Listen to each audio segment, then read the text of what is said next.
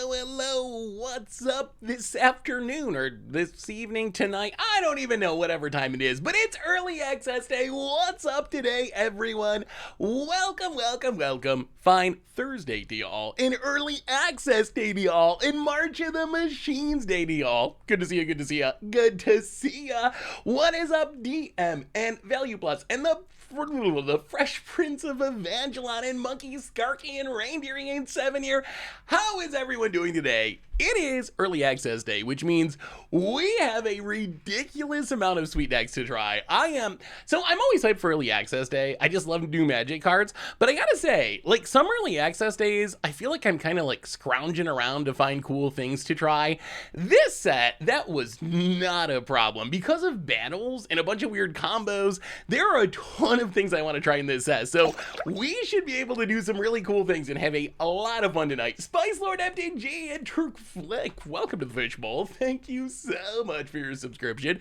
Big scoop cheer for you. Thank you. So if you've never been to a early access day stream before, a little different than a normal stream. On a normal stream, we usually play like 1 or 2 decks and play a bunch of games with them. Early access day, our goal is to play as many new things as possible. So we're gonna play a few games with one deck, a few games with another deck, and then the ones we like we'll revisit and give a fuller treatment to in the future. Maybe on YouTube, maybe for a stream. So that's the plan for today. We have our first donation already. Thank you so much, everyone. A new donation from One Cube, $5 donation. Hey Seth, my grandmother, who is also my second parent, because I never knew my dad passed away today.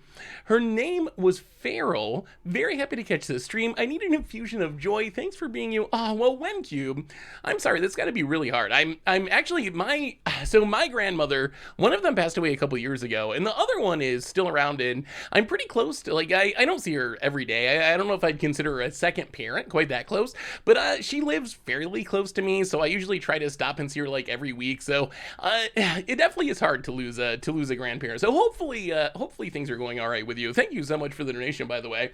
Hype for the stream. Thanks for your content. Hey, thank you, Stefan. Good to see ya. So anyway, let's do our reminders really quick. And I want to start. So is this doc working for you? Someone said it was on private. Hopefully it's not on private. I think I shared it so anyone has access to it. So this is the massive list of decks that we have for today. No way we're going to get through all of them, but start thinking about what you actually want to see. Prioritize what you're most excited for. So let's do our reminders really quick. And I know what we're starting with. We're going to start with...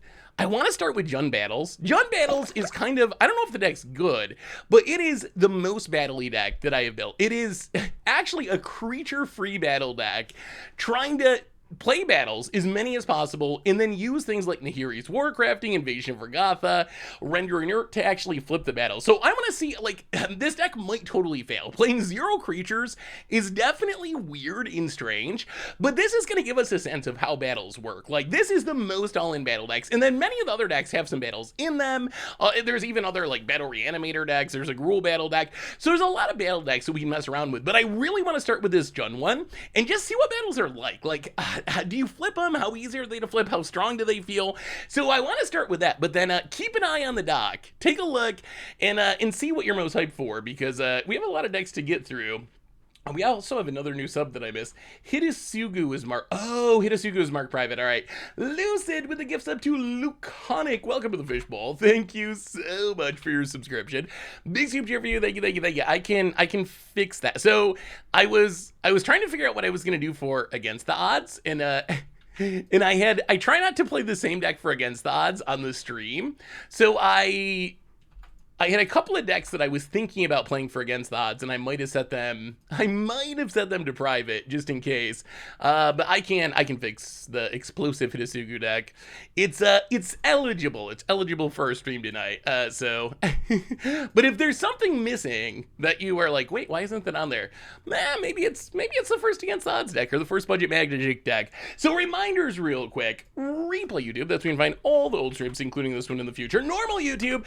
Tons of stuff coming me up on there. Of course, we'll have a ton of March of the Machine stuff now that the new set is coming out, so keep an eye out for all of that on the YouTube. A reminder that our sponsor today is Card Kingdom. If you need some magical cards, you can get them over at cardkingdom.com/mtggoldfish.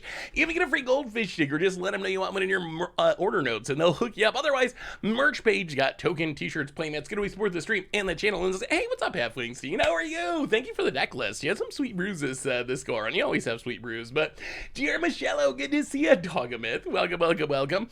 So anyway, let's do some magicking. Let's check out March of the Machines. So here's what we got. Here's a super quick overview, and then we're gonna jump into Jund battles and see how it goes.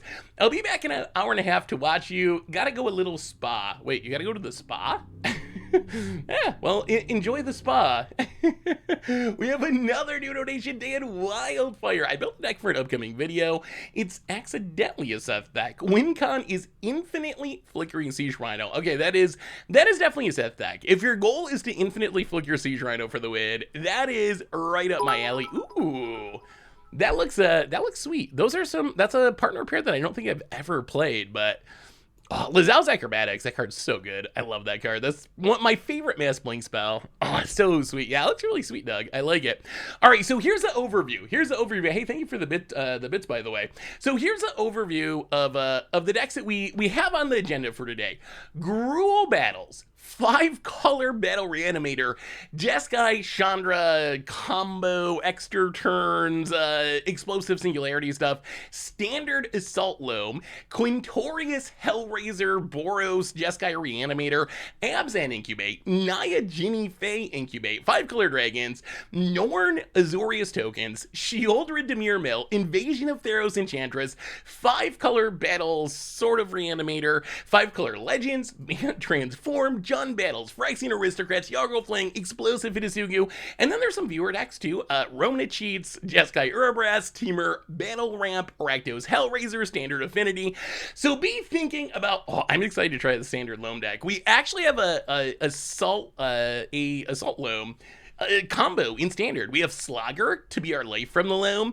We have the new battle that works like assault. So yeah. So anyway, what are we starting with today?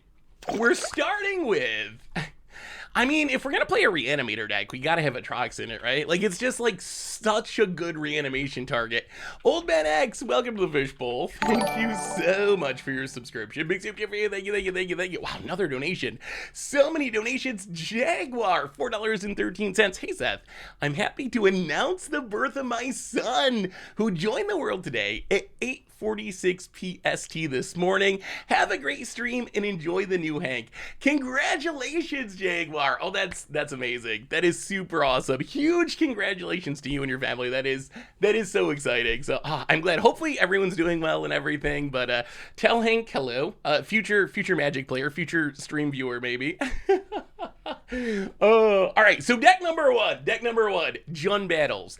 So this is kind of a thought experiment. The idea of this deck was, what if we play only battles? Like, what if we play a 0 creature deck? Are battles good enough that we can try to flip them with things like Render Inert, with Invasion of Vargatha that can damage battles, with Nahiri's Warcrafting?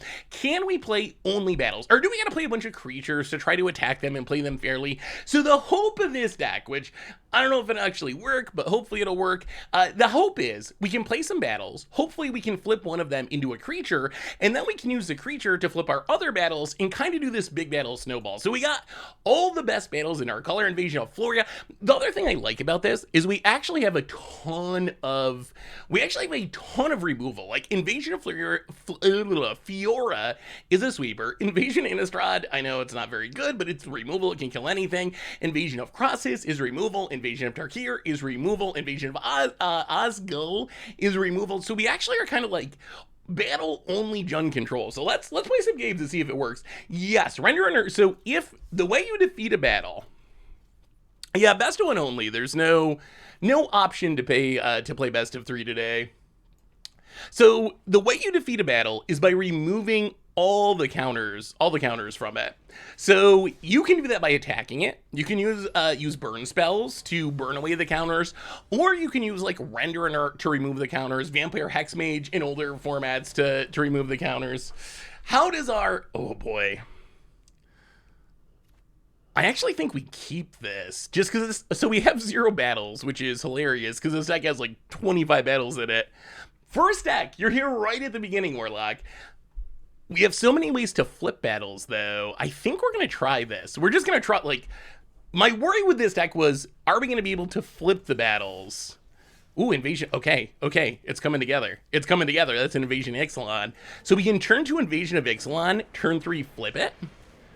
That seems kind of sweet. All right. Well, an Invasion of Ixalan can find us more battles, too, which is also good. Invasion of Ixalan. We will take... Ooh, there's options. Oh, do we got to take Innistrad? Oh, so much reading. So much reading. So Tarkir doesn't kill anything at the moment. Urgamon is fine. I guess we take Innistrad. Yeah, let's take Innistrad. So this turn we can flip the battle. Next turn we can kill something. Yeah, it is weird that they look tapped. Ooh, another Loam Speaker. All right, opponent. Getting aggro. Passes. Well, yeah, play the land. So this flips into a 4-3 sort of indestructible. Oh. Should we just be killing one of these? Do we flip a battle or do we kill stuff? Yeah, Innistrad might be good here. Well, Innistrad's probably going to be good because we actually get to flip it. You know what? Let's. Oh, that's a lot of. You know what? Let's flip a. Yeah, do we do the fun thing? The correct thing is probably to kill a Loam Speaker, but let's do the sweet thing, which is remove all the counters from this battle. We came here to battle, and battle we shall. Yeah, Arena doesn't even believe in tapping either. Arena does a half tap unless you're a battle, then you're fully tapped. Doing it. Yes, we will remove 4 defense counters. Flip it. Ooh, we hit another one too. Okay, this is working. This is actually working. Belligerent Regisar, 4-3, sometimes indestructible. It's weird they put battles on the side of the defending player, not the player who cast it. Ooh, tribute to the World Tree. It so it makes yes, Deep-Root Wayfinder. I'll play the land. This thing's actually kind of scary. Do we just kill it now? Kill it, attack? Probably. All right, Invasion Innistrad. Indestructible. Kill that thing. Hit ya. Oh, we can't quite flip it. All right, well, hit you. We're gonna flip this the old-fashioned way. Bone it. That is 16. Yeah, this one has 5 counters, so we can't actually flip it yet. But next turn we can render inert it, or Nahiri's Warcrafting it, so we should be fine. I wonder what it'll be reflecting in Pro Tour coverage. Yeah, I don't know exactly how they're going to do it in Pro Tour coverage. Opponent passes. Well, okay. So Kinzan. So Kinzan. Render inert. Indestructible. Flip the battle. It's working. It's working. This no creature plan is kind of working. Invasion Innistrad. Flips. Cast it. Double indestructible. We got another new donation from Spice Lord MTG.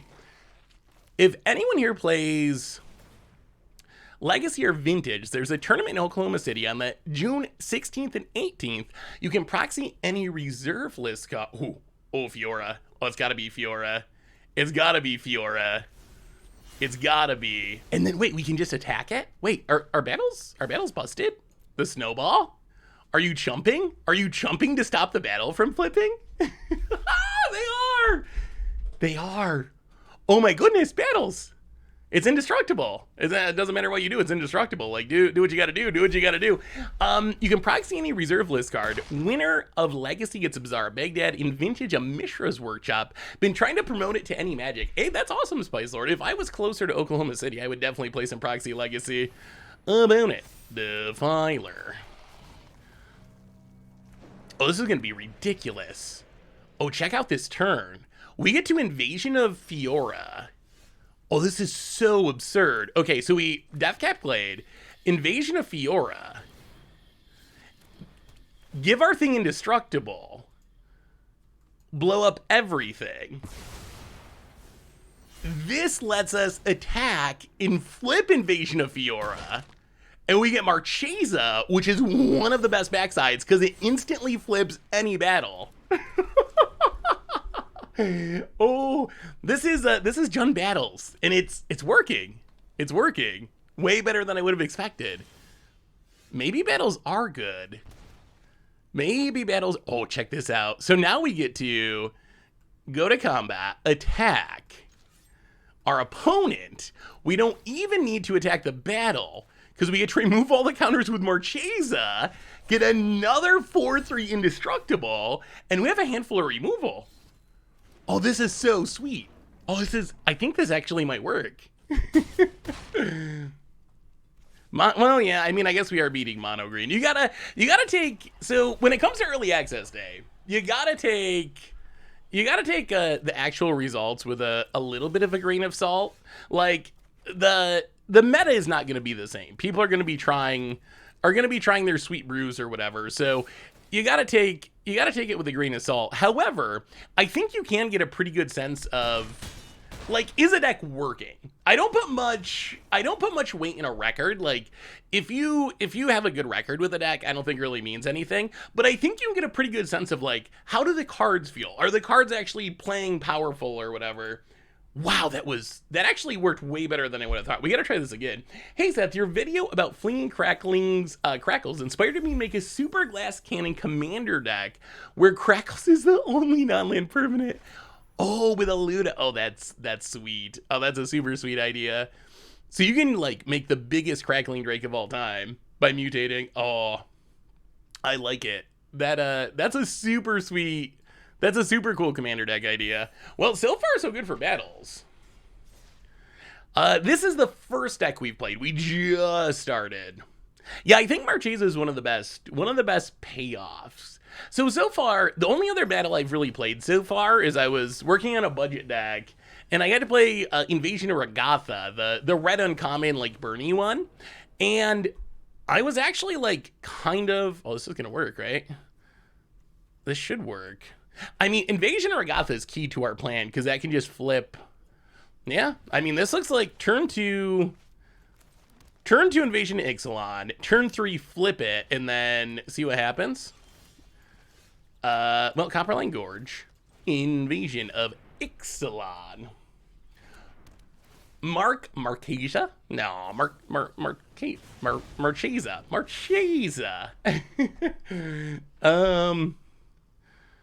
Actually, we probably just need a land. Yeah, let's take the land. We got battles for literal days here. So far, I mean, we've only played one match so far, but so far so good. So now we will... What does this flip into? A 4/3. Maybe we just play this. Do we wait on... I feel like if we flip this, our opponent's just going to kill it. Yeah, let's just play Urgamon. Let's wait. Let's wait on flipping the battles. No, Godzilla battle doesn't really work in this deck because we don't have any creatures. We're literally creature-free battles-only deck. So yeah, we don't have Invasion of Ikoria for that reason. There's just, like, it doesn't do anything. Oh, opponent. Not like this, opponent. Not like this. Well, play the land. Yeah, I don't know what battle we want to flip. Maybe Innistrad. Opponent's going to burn us. We could be flipping battles. Maybe we should be flipping battles.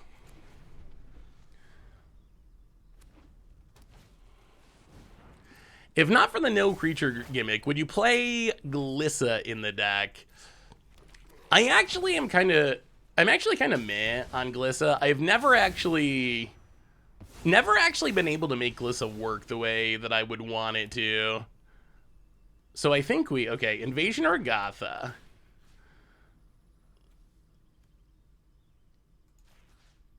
Hit Invasion of Innistrad. Play the land, Invasion of Tarkir, Also hit Innistrad, flip Innistrad. Make some zombies to hopefully flip future battles. Wait, are battles just actually busted? Hey, what's up, Rugger? How are you?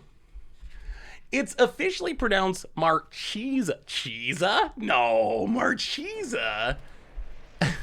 That is the cheesiest pronunciation. Did you consider running All Will Be One? It's a bit slow, but seems really strong with battles. Ooh. No, but that does sound pretty sweet. Oh, this raptor. What do we do about this raptor? What do we do about the raptor? Let's Invasion Ergamon again. So many battles. Zeotora's Proving Grounds. 1, 2, 3, 4. Yeah, I guess we just pass. We need to flip more battles. We haven't flipped enough.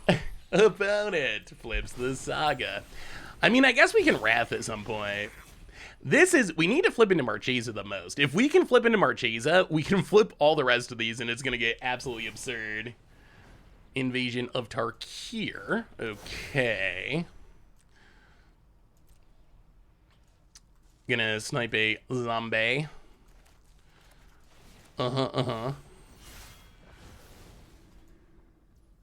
Sure. Opponent goes to combat.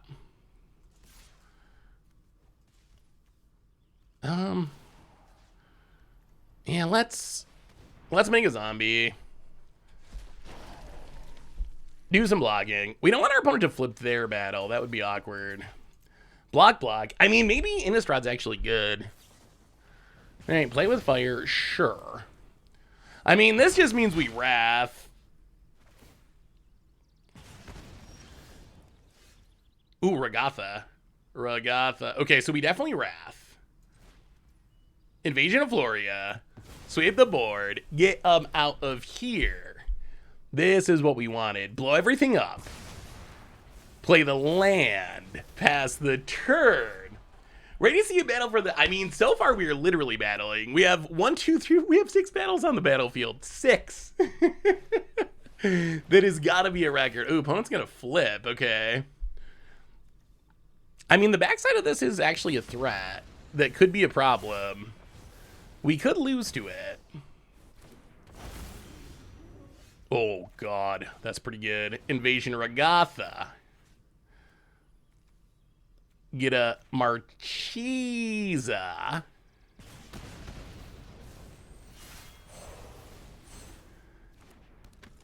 And then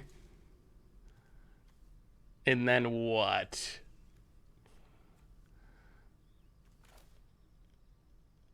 Invasion of Ragatha. Flip. I guess we flip Ixalan. All right, the battle wars are on.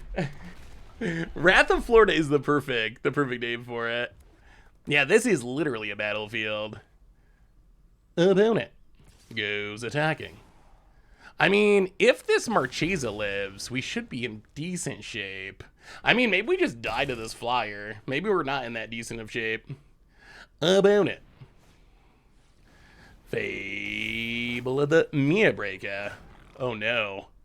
Wait, we flip more battles. Shouldn't we be winning? Isn't that how that's supposed to work? Oh, we're literally dead, aren't we? Does the backside of this do anything? So go to combat. Attack you.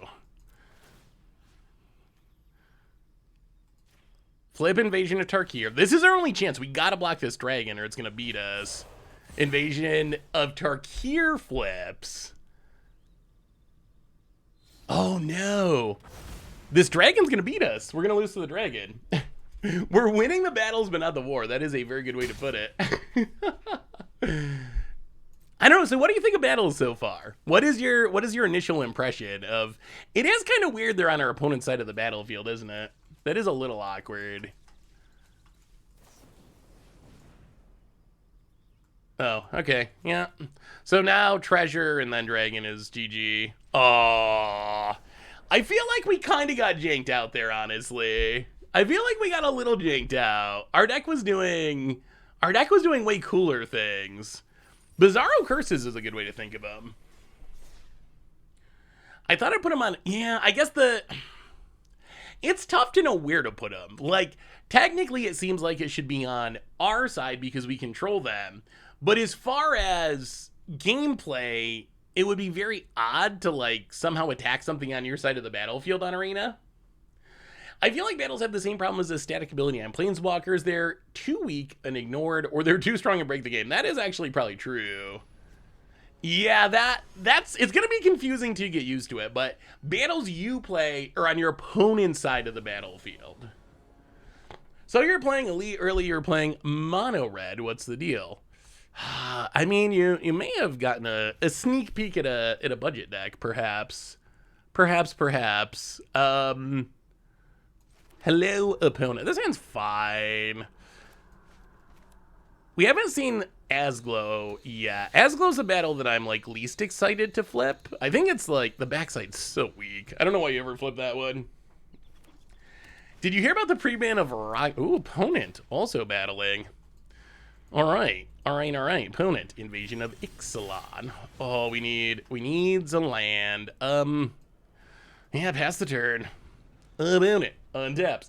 I feel like opponent side makes sense to me. Feels like I'm sick of them. Yeah, once you get used to it, I think it's probably the right place to put it, honestly. You always, if you play a battle, you always control the battle. Well, this is fine. So opponent's gonna flip this battle, but hopefully this means we Nahiri's Warcrafting and get a land. Well, we get a land anyway. Well, I mean, kill it. Well, we still wanted a land, but all right, no land.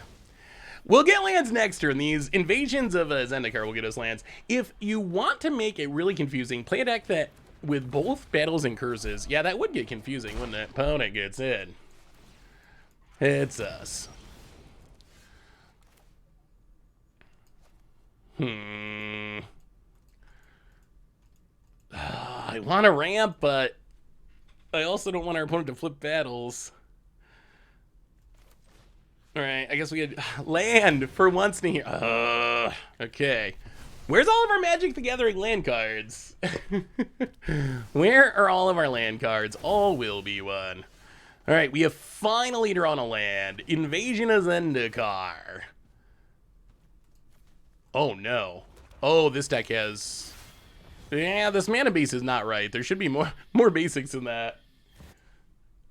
Oh, well, we are probably a bit dead here. Double all will be one is... It's super slow, but in this case, it's going to just... Any battle is going to be absurd. Absolutely absurd. Well, flip. Hit you for 4. Play the saddest Invasion of Zendikar since we don't have any basics left. Oops. Who built this deck? Who built this deck? Oh, yeah. Yeah, this is some gross running. Armfingo, welcome to the fishbowl. Thank you so much for your subscription. Big soup for you. Thank you. Obi-Wan would be scary with battles. I mean, it's not really any different than Planeswalkers, right? Like, Obi-Wan can do powerful things, but the issue is still, like, it's a 5-mana enchantment, so... One thing I've learned playing against the odds is you can't good game people. You can't... There's no way to play an against the odds deck and say good game and have it come across well. I think people intend it well, but there's just no way. That's one thing I've learned. You can't, like, do some janky combo in GG and have your opponent be like, oh, well, GG opponent. It always comes across the wrong way every time. So keep that in mind. If you play a janky deck or LGS or something, don't be the GG person because you will definitely not make friends. Do you think Jeskai Prowess has potential? I mean, there's a lot of good Prowess cards. At the same time, so the issue with prowess is their cards mostly require like sticking out on the battlefield for a bunch of turns. And I don't know how realistic that is. Like, Monastery Mentor, super strong card. Third Pass Iconoclast, super strong card. But is it actually realistic that you can play those cards and have them stay on the battlefield in current standard? I think that's the challenge. So I think it's definitely worth trying because there are a lot of good pieces. So our opponent playing control, apparently. Oh, well, I mean, I guess we keep passing the turn. Opponent untapped. We have a handful of removal, that's for sure. Opponent mounted and passes. Well, Haunted Ridge go. Opponent. Oh, jeez. Okay, so this is what our opponent's doing. Oh, this is probably some Chandra jank. Uh-oh. How can we do this? Oh, our hand is suddenly horrible. Our hand is suddenly absolutely horrible because our opponents can have 0 creatures in their deck. So all of a sudden our hand does literally nothing. Do you think new double prowess uncommon could find a home in a Pioneer red deck? Maybe. I mean, it is, the backside is powerful if you get to it, although getting to it does require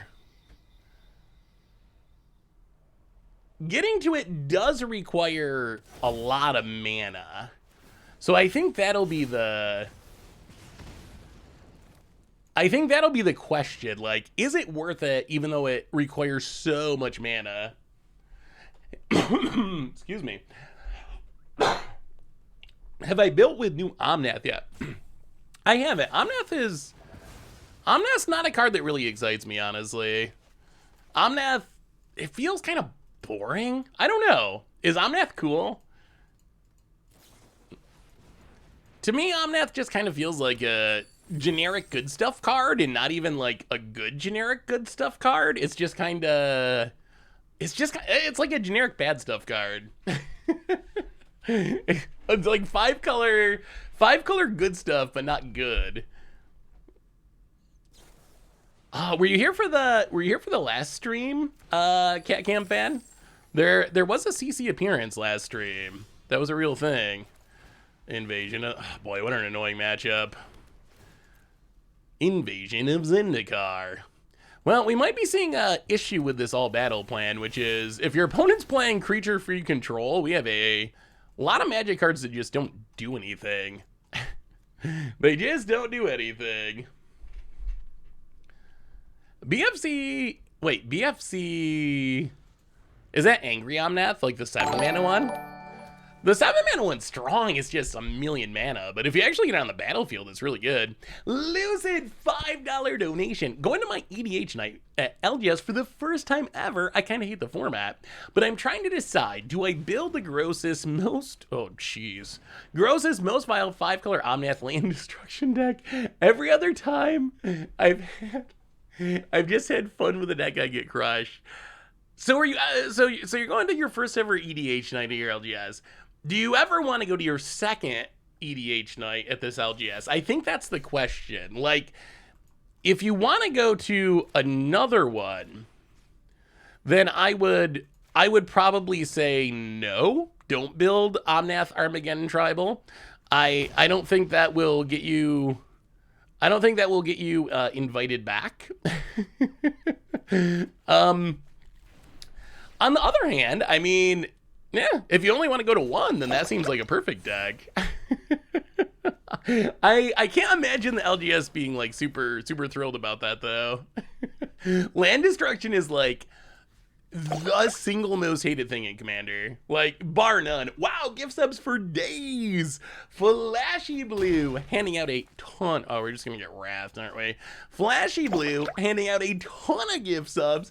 Going to Unapologetic Drunk Bizina, Little Brit, Why Jan and ZT Ghosty, welcome to the Fishbowl. Thank you so much for your subscription. And Flashy Blue for the gifts. That was a big scoop cheer for you. Thank you.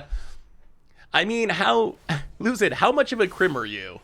That's the easiest way to look this. Look at this. Are you okay with being the crim of the table? If yes, go for it. If no, does Nahiri's thingy allow you to wait until your next turn before casting Invasion? No. So Nahiri's Warcrafting, you have to cast the Thing of Exiles this turn. So there's no option to wait a turn.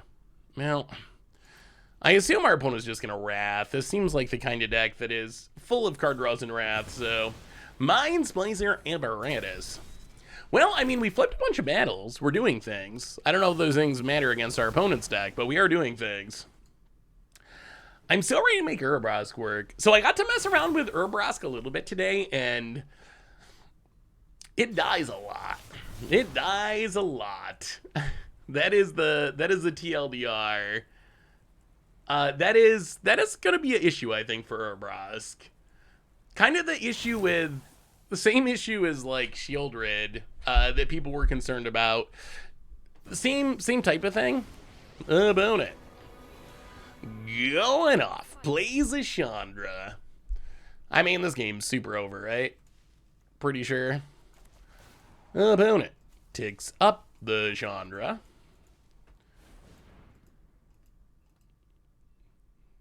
Urabrask wants to be on the battlefield and also one of the few creatures in your deck too.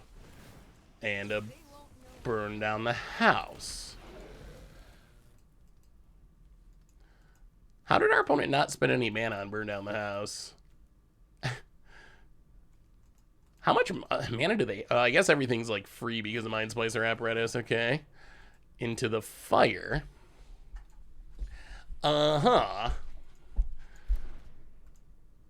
Well, yeah, I don't know what we do about this. I assume this game's just super over.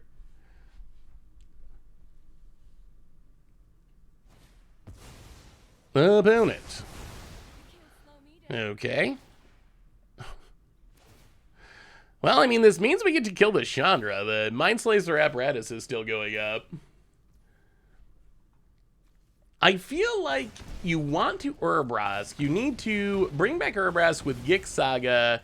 Yeah, I mean, if you want to reanimate it or something, that could potentially work. Well, okay, we get to kill the Chandra, although this still isn't super exciting. So, Chandra down. Play a land.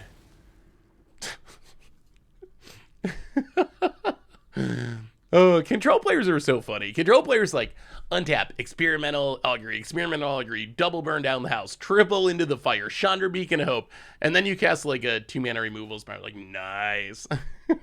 What was your last turn? If our janky edict is nice, what level of goodness was what you did last turn? How many emotes would it take to actually equal what you did that turn? Seems like you have better.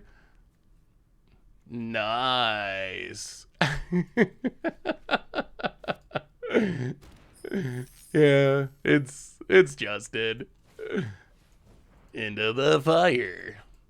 I assume this deck's trying to win with Explosive Singularity. It seems like that's what people are mostly trying to do with Chandra, is like if you can Chandra and then keep it on the battlefield and Explosive Singularity. Not enough counters yet, eh?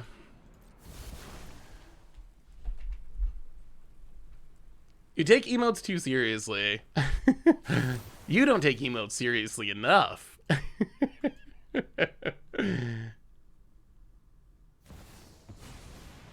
Hey, what's up, Reverse? Come on now. More Chandras. Justin. Oh, just waiting. Well, I mean, maybe they just win right now. But if they don't win, oh boy, get your emotes ready because we got another one. Opponent draws their entire deck. Can we mill them out? Yeah, proliferating our battles is kind of a bummer. That is definitely making them harder to flip. Oh, the Salt. The Salt Wolf. I mean, I'm sure our opponent... I mean, they just drew 12 cards. They gotta have something in the hand. Yeah, Control seems like a really bad matchup for the no creature battle deck. we just don't have a way to do it, especially with Proliferate.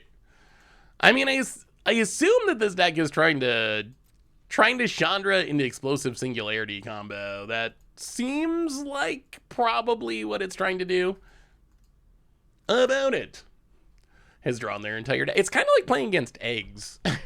You sit there for a half hour as your opponent draws their deck, but nothing actually happens during that half hour. Standard eggs. Hey, what's up, Isaac? How are you? Well, I mean, I don't think our opponent's playing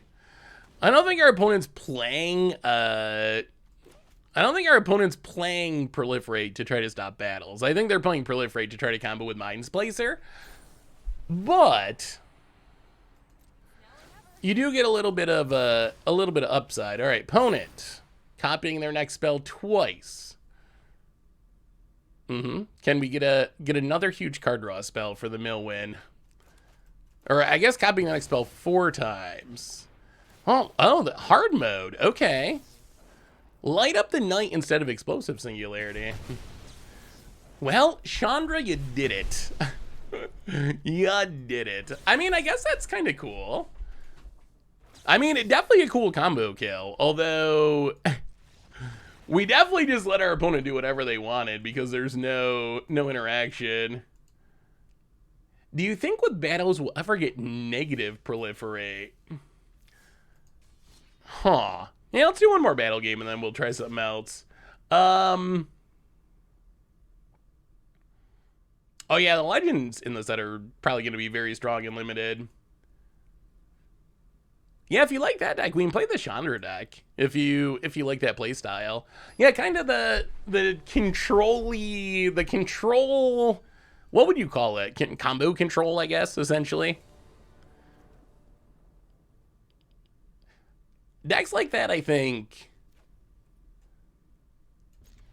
Well, I mean, see what our opponent's doing, but this seems like a pretty good battle hand. We got battles, and then we got ways to flip battles, which is kind of what the deck wants.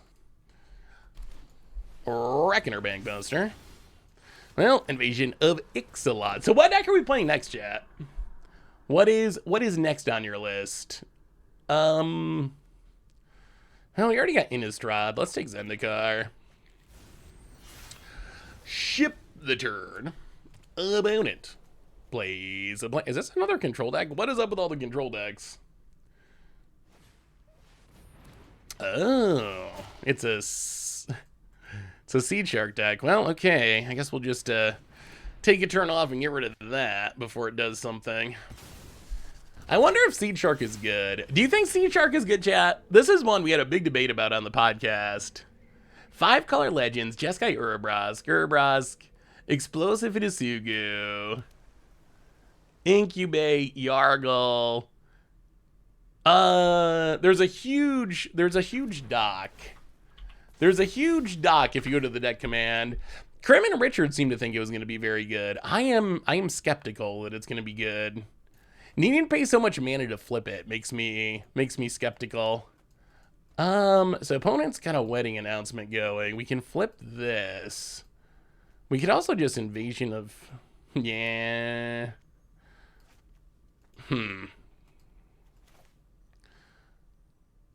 Yeah, let's play this. Let's just run out Zendikar before we draw our rare basics. Alright. Get a couple lands. Pass the turn. Next turn, the battles start flipping. I think Seed Shark is fine, specifically in an Is It aggro deck. Playing it and then immediately convoking Stoke the Flame seems solid. Wait, how do you play it in... Oh, I see. We have a bunch of bodies on the battlefield. Yeah, that makes sense. I think Stoke the Flames will be really good again. I think if anything, people might not realize how good Stoke the Flames is. All right, so we will... Okay, let's see. Play a land. This should be good. Invasion of Regatha. I mean, unless our opponent's playing counters, then it's less good. Invasion of... I mean, we've played a lot of battles. We have definitely played a lot of battles. Opponent. Oh, are you actually playing Negate? That would be sad. Okay, so Invasion of Regatha. Flip Invasion of Zendikar. Kill a token. The 1 damage actually mattering. Yeah, I want to try... We'll have to try Incubate deck. I'm more excited. I'm not really hyped about Seed Shark decks, but I am pretty excited about like Ginny Fae Incubate, Glissa Incubate decks. Well, let's go after Ixalan. Oh, double flip, double flip. That's a double flip. That's a double flip. Uh-huh. Get the Registar. I mean, the battle snowball does kind of work. Hey, what's up, Destructible Watermelon? Good to see you, good to see ya. Welcome. The snowball does kind of work. Like, once we flip the first battle's pretty good at flipping the second battle, and once we have 2 battles flipped, then we can go on and flip the rest of the battle. So, it kind of works. I don't know if the plan's actually good, but it is kind of working. And imagine, like, if oh, this is gonna be sweet. Oh, we're gonna get them. Invasion Innistrad, OP, Sleeper. Invasion Innistrad. No one expects Invasion of Innistrad because it's horrible. But oh, they are playing counters. Aww. All right. Well, that's unfortunate. Well, so I guess we got a Nahiri's Warcrafting Mondrak.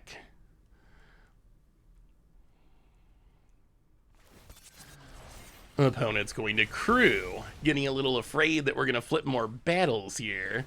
Invasion of Urgamon, get Indestructible. Discard. Draw. Oh, sad land. Ah, Bankbuster is a card. What do we do about that? Well, we might as well attack with the Indestructible thing. Get in there. If our opponent blocks with Bankbuster, I think we are going to kill it. Okay. Well, Invasion of Tarkir. Kill the bank. I mean, we're fighting the good fight. We're fighting the good fight.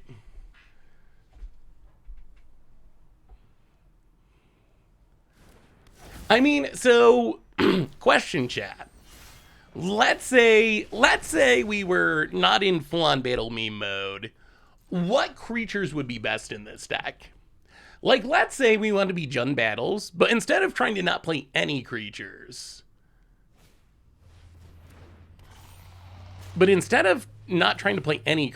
what if we played some creatures? I don't think we're in a good spot. Like, our opponent has a big scary board, and we don't have the ability to flip another battle. Well, okay.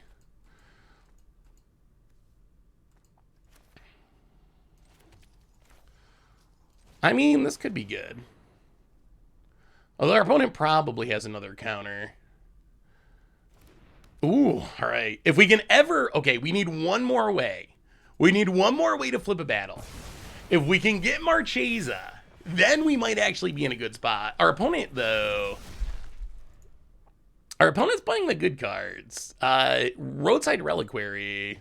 Bankbuster, Wedding Announcement. This is like a real... Oh, this is like a real deck.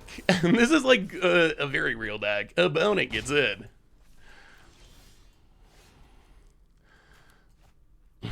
Well, pass the turn. Yeah, this one's over now.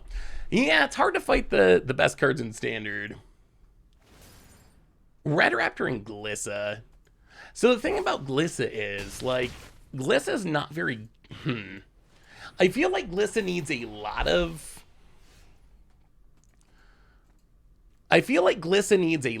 creatures to be good, because if you only play Glissa, it's just gonna die.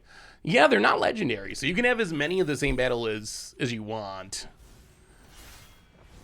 Yeah, I mean, this is good, but I think it's too little too late.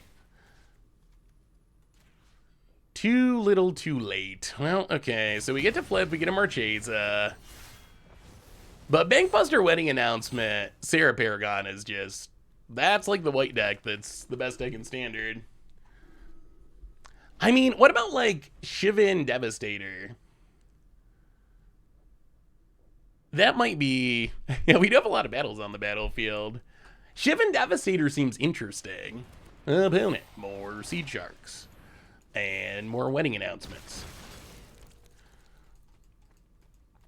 And goes attacking. I don't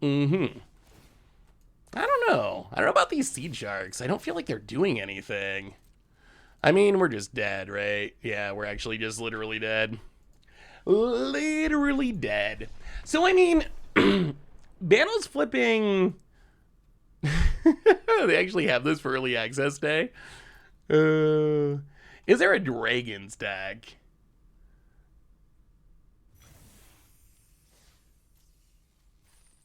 What do you mean in a battle that wipes the board? Or... Because there is, like, Invasion of Fiora is a battle that wipes the board. So if you mean a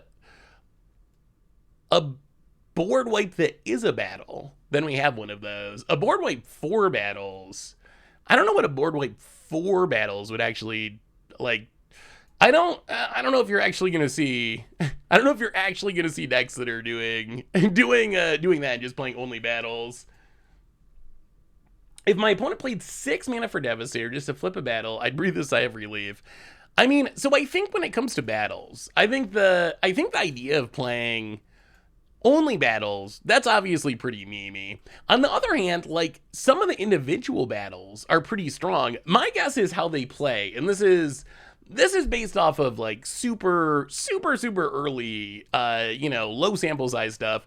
But my guess is... You play battles that you want the effect of the front side, and then I think you probably flip them like 20% of the time. That's been my, like, as far as actual competitive play, like, that's kind of how I think they play. So if a battle has an effect that you want in your deck, then you play it, and most of the time it just kind of sits out.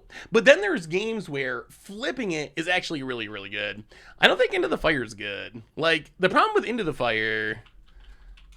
I mean, maybe it's good in a build of deck with a bunch of creatures or something, like, then I could see it. But the problem is, Into the Fire just doesn't flip our battles. Like, 2 damage to battles doesn't do anything. Like, 2 damage just leaves them all in battle form. So I don't think dealing, like, a little bit of damage to a battle is actually beneficial, I would say. Well, I mean, I think that's the wrong way to look at it. Like, it's not that the new card type is important 20% of the time, because you're playing it for the front side. You're getting the front side 100% of the time. But then I think the back side is something that's very, like, situational. Maybe there'll be some decks. Like, I would say an example would be, and we'll jump into the next deck, but, like, I would say this deck, Invasion of Theros, it is in the deck 100% to flip. Like, the front side is actively not very good. Like, it's 3 mana to get an Ossification or, like, a 1 of Heliod. So the front side is just, like, not great. It's, like, okay-ish, but, like, pretty bad. The backside, though, is so strong that in this deck, you're playing the battle, like, specifically to flip it. You are trying to turbo flip it every single time because Afara is just, like, such a really strong Enchantress effect. So I think there'll be certain ones that'll work like that. So what deck are we playing next? The Himbo! Welcome to the Fishbowl. Thank you so much for your subscription. Big super cheer for you. Thank you. Zamone and Dina with Tyvar. Wait, how do they interact? Is there actually even a interaction there? Hideous Sugu? Jeskai Urabrask, that's a viewer deck. I don't know. Where's Jeskai Urabrask? Hideous Sugu combo is partly a viewer deck. Inspired by, I guess, a viewer deck. When is completed Planeswalker Tribal happening? Probably not today. I would have to do some research on what is. All right, let's just start going through decks. People want. All right, Jeskai. I don't even know what this deck. Let's see what this deck looks like. Jeskai Urabrask. 2 Urabrask is not a very high number. So it's like Jeskai kind of prowess, essentially. I feel like we should add more Urabrask if we're going to try to flip Urabrask. Even though playing less is probably like optimal or whatever, but I think seeing Urabrask flip is kind of the whole point. So I think we should probably add more. So I wonder in a deck like this, so like I really wonder if Urabrask can flip. Like when you actually think about this, and I ran into this trying to mess around with some other decks as well. Like, so we have Stoke the Flames, we have Warcrafting, we have Lightning Strikes, Consider, and Play with Fire. It actually seems like kind of challenging. It seems kind of challenging to actually cast enough of them. In the same turn to flip it, but all right, okay, so Jeskai Urabrask, we'll give it a try. Then we'll try Hidisugu and Yargle and Ginny Faye. I think those are the next ones. All right, let's try the viewer submitted Urabrask deck. I saw someone flip Urabrask with Invoke Calamity and Galvanic Iteration. So the challenge is keeping Urabrask on the battlefield. Someone mentioned earlier, I think it was Halfwing, reanimating it maybe. So when I was messing around with it earlier, the issue I ran into, sometimes the issue is you're playing an aggro deck, you've already cast all your cards, so you just don't have anything there to like flip the Urabrask. But the biggest issue is you usually have to play it and wait a turn for your opponent to not kill it and then try to untap with your mana and do things. And that just ends up being challenging. Like, there's a lot of removal. People can kill it. I wonder if they should have Fable. I mean, I think technically any deck that has red mana should have Fable from a competitive perspective. I would say that any deck with red mana probably should have it. Maybe not like the most aggressive red decks, but opponent. Battles was the first deck we played. Oh god. Opponent's going off. Wow, maybe Tribute to the World Tree is the card that can make mono green a thing. We've seen multiple people trying it. Well, kill that. Whiff. So I guess we decline. Go attacking. Hit ya. Opponent down to 12. Yeah, Monastery Mentor is really good. Wow, okay, Vorinclex. That's a biggin. That is a biggin. Opponent gonna draw a card and grab some forests. We need some spells. We need to make some Monastery Mentor tokens. Ugh, alright, well, Mentor number 2. Pass the... I wonder about just playing all the card draw. Like, what if you just really, really go all in on, like, on the prowess synergies? It's like such a tough mix with decks like this because you want all these creatures to trigger prowess, but then you need enough spells to actually make those creatures do anything. So it's a very tough balancing act. I think good models are probably like Phoenix decks in older formats, maybe. Monastery Mentor. I haven't seen Monastery Mentor in Modern in a while. Are there any Mentor Modern decks? Vintage and Legacy mostly. I wonder, what do you think the right number of spells to creatures is? I almost think we just need way more spells. Well. Swift Spear. Wedding Announcement. Yeah, Wedding Announcement's a very powerful card. But it is not going to help flip Urabrask. It does trigger actual prowess, which is good. So I think... I missed the, like... Yeah, it was a lot of triggers. I missed the, like, chaining together spells. The chaining together spells play pattern. Do we have the pieces? I wonder if we have the pieces to build a deck like that in Standard. Just to, like, consider, into opt, into that, like the almost like a Storm combo style deck. Well, I mean, Tribute to the World Tree definitely seems powerful if you... Wow, they're actually going to flip a Vorinclex. Tribute to the World Tree seems powerful if you can cast it. Like, this card's done a ton of work for our opponent. Backside of Vorinclex, mills 10 and gets a Canker Bloom and a Gala Greeters. Well, I guess they're kind of saved by the Tribute, which makes them a lot better, but... Yeah, the Vorinclex has one of the weaker backsides, I think. Although I think it's going to be enough here, because, yeah, we don't really have the ability to do anything. Opponent.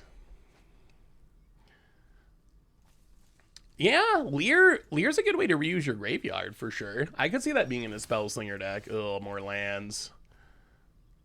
Yeah, I mean, we're super dead. Third Path Iconoclast. Vorinclex is a sweet card. Yeah. Well, alright, play the land. So I think, we need to go, like, consider into consider into consider into consider. That's our out. We need 4 considers on the top of our deck. About it. Gonna put counters on everything. And... kills Monastery Mentor. What is this? Cosmic Hunger. It's kind of an interesting way to flip a battle. About it. Armored Scrap Gorger. Reckless Impulse and second Reckless Impulse are a must. Yeah, what are the best cantrips in Standard? I'm curious. So Consider obviously is number 1. There's the 2 Reckless Impulses. There's a red one that, like, triggers based on, yeah, we're not even going to block. Like, they just wrap their board next turn. There's no reason to even try to do anything. There's the red Ancestral Anger. That one might be worth considering. We'll give this one another shot. We want to give the viewer deck a fair shot. I think that was also a pretty fast draw for our opponent with a bunch of mana dorks. The backside of Vorinclex definitely wants some big boys to reanimate. Yeah, I think that's why I think it's the weakest of the Praetors, is it's just like the least consistent. Well, I mean, I guess this is like a fine... So it's like a fine burn hand, fine prowess aggro hand, Monastery Mentor into a couple burn spells. Yeah, I'm not sure about Wedding Announcement in this deck. I don't know if it's synergistic enough. It doesn't help flip Urabrask. I would probably cut the... Well, okay, we drew an Urabrask. So we'll see. So how is it possible that we can actually flip an Urabrask? I guess this means we got to try to hold on to the Play with Fire and Lightning Strikes. And then maybe if we hold on to them,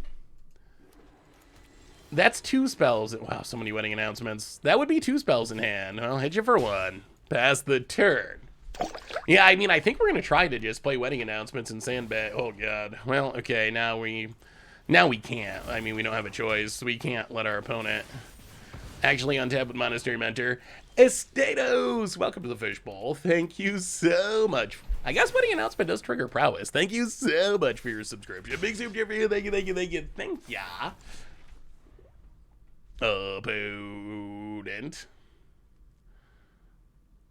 Yeah, some of the Convoke cards could work. The Convoke draw 2, especially in a deck that has like Monastery Mentor, Third Path Iconoclast. Well, go to combat. Do some attacking. Opponent. Wow, Stoke. Okay. Stoke the Flames out of hand. Well, I mean, we need some card draw, but that's an Urabrask on the battlefield. Praetor on the battlefield. About it. Isn't Elishorn better with so many tokens? Because they can't even chump. I could see that. Oh, that's a creature, unfortunately. Okay, so I guess we play a Wedding Announcement. Play Third Path Iconoclast, go attacking. We need spells! Spells for Urabrask. We get to draw 2. We got 1 Lightning Strike.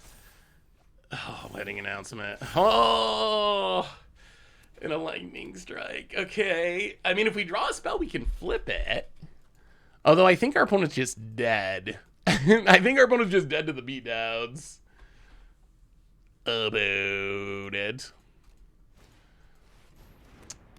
Oh, this triggers off wedding announcement too. Okay, I mean, these wedding announcements are gonna win us this game, which is good, I guess. I mean, winning is good. Flipping Urabrask is better, but I mean, I guess winning's fine. Winning's okay, I guess. I mean, triple wedding announcement is very powerful. Very powerful. I mean, so is wedding announcement bad though? Like, it just won us that game. Like, wedding announcement was really good. It probably depends on our goal. Like, if the goal is to flip Urabrask, I think wedding announcement's probably not good. But as far as just winning games, I would put wedding announcement in the top like 10 cards in standard probably. Like, it is just a really powerful card. So maybe the issue is thinking of this as an Urabrask deck.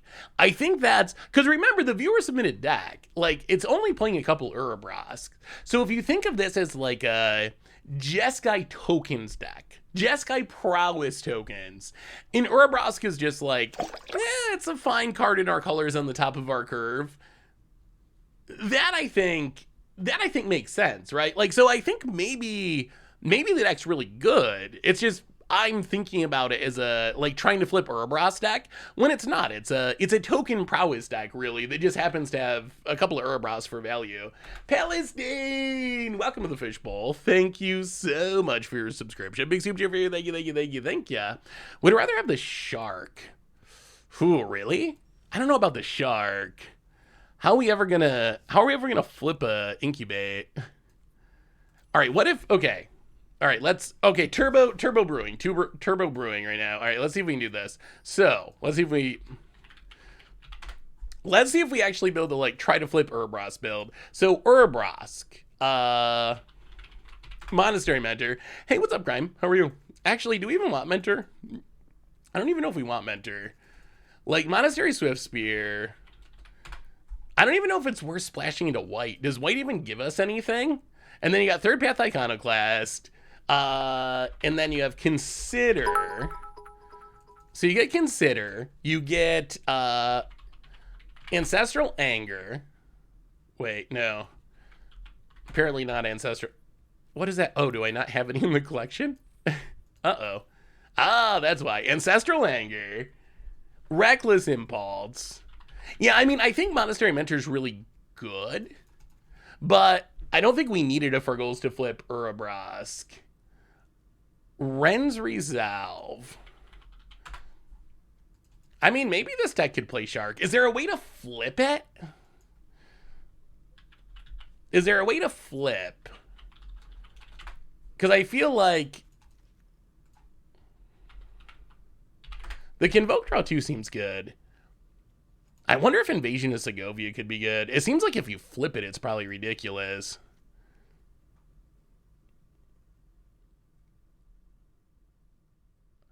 Oh, Belmore.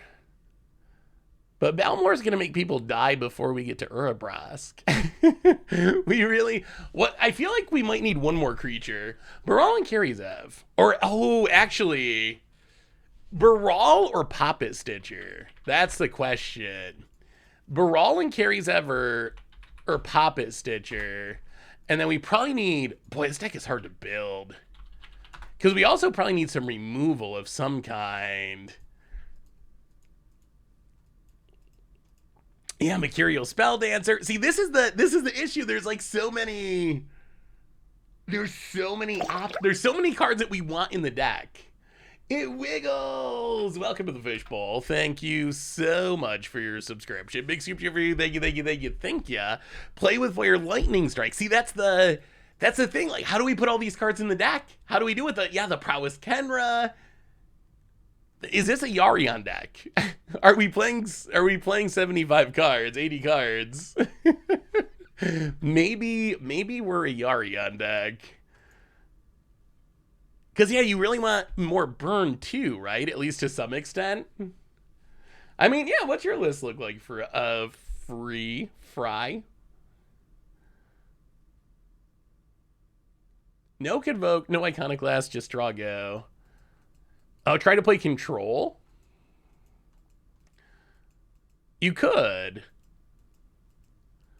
Is Swift Spear really good if your rules combo out? I mean, we kind of need bodies. I guess you could not play Swift Spear and play more like 3-drops.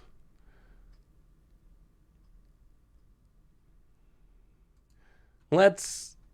Oh, I think your deck might be set on private. I can't... It pulls up... Yeah, I think it's set on private. You might have to double check it. Ledger Shredder. See, it's actually like way harder to build than it looks. What over Swift Spear? Volcanic Sprite. I don't even know what that is. Oh, 3 damage to something. Put a card on the bottom. I would probably play Lightning Strike before that. Vindictive Flamestoker's not bad. I mean, we also need to stay alive. Maybe a Control Shell. Maybe a Control Shell is the best way to go if you just really want to flip it. You know what? Let's try a game and see. Let's try. We got so many decks to get to. Let's try a game. This is definitely not. It's definitely not optimal. Like there's definitely. I think the big takeaway is this is actually a very tricky deck to build. I think this is actually. Is it Spellslinger is actually a hard deck to build. It seems like it should be an easy deck to build, but it actually is very tricky. And it's missing a fast land, which is kind of a bummer. Wow, this collection is not nearly as full as I would have thought. Okay, Atwara. Islands. Okay, all we gotta do is flip an Urabrask. That's it. We flip an Urabrask, and then we can be happy and move on to the next deck. Can we do it? Is it possible? If we win with Ragavan, stream's ending early, we're done. We're done. I can't take it. We got Ragavan in Standard now. It's in Modern. It's in Commander. There's too many Ragavans. Flamestoker might be better than Swift Spear. I think that's possible. I mean, I think this deck, we could spend a lot of time trying to build it. Let's see, Fred. Swift Spear, Iconoclast, Urabrask, can Respel Spear, Anger, consider play with Fire, Lightning Strike, Reckless Impulse. Yeah, that looks solid. It reminds me of a mono red burn deck I've been messing around with. Well, okay, here we go. Off to the races. You know they're gonna make a Ragavan Planeswalker eventually. Oh, I don't know if I can bring myself to do against the odds Ragavan Tribal. I don't know if I can do it. Consider. Reckless Impulse, gonna go to the graveyard. I do think Lear could be sweet. Well, this is so gonna die. Third Path Iconoclast, Zummy! Welcome to the Fishbowl. Thank you so much for your subscription. Big super for you. Thank you. I mean, really, we're trying to flip an Urabrask. That's the goal, is to see if it's actually even possible to flip an Urabrask. It doesn't seem especially possible. I would, honestly, I know it's super early. My very initial impression is Urabrask is actually going to be very overrated in Standard. This is a super early day one early access impression, but it was a card I thought was like going to be, it might be more of an older format card. It might just be more of an older format card rather than a Standard card. I don't know if we have the pieces to actually, oh God. That's so bad. I don't know if we have the pieces to actually make it work in Standard. I think in older formats maybe, but in Standard I just don't know if we have enough pieces. I'm actually right there with you. I think battles people are underrating in Standard, and I think Urabrask, I hope I'm wrong, because Urabrask is one of the coolest cards in the set, and I really want it to be good. But that's my very early impression.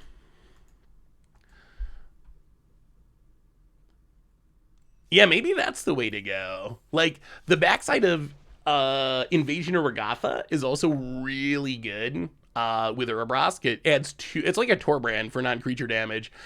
So it adds 2 to it, mechanized production. So maybe trying to flip it is actually just not... Actually, probably the best way to flip it is going to be to... Probably the best way to flip it is going to be to play a control deck. That might be the best way to just, like, play a bunch of Ras, play Drago control. Well, there's an Urabrask. People loving the mono red at the moment. I mean, Arclight was good, though. I think the big difference is Arclight never... How's this, like, instant replay? Autumn Shank, welcome to the Fish Bowl. Thank you so much for your subscription. Big super for you. Thank you, thank you, thank you, thank you. Opponent goes to combat. Attacks. I have a Legacy Vintage Cube. What battles... Oh, God. What battles would you run? That is a good question. Are the Reckless Impulse card draw effects even that good? Like, it's... they're good, I guess, if we're... Once we get Urabrask on the battlefield, but we can't even, like, cast them here. Opponent. Flipping their Saga. Going attacking. Invasion Aragatha. Down to 12. See, this is where Invasion Aragatha, like, do you flip it? Do you hit us to 7? Opponent's going to choose to hit us, which is going to work. Like, they won the die roll. We have played nothing. They have 1,000,000 power on the battlefield, so this one is actually just over. Boom. Ragavan, save the day.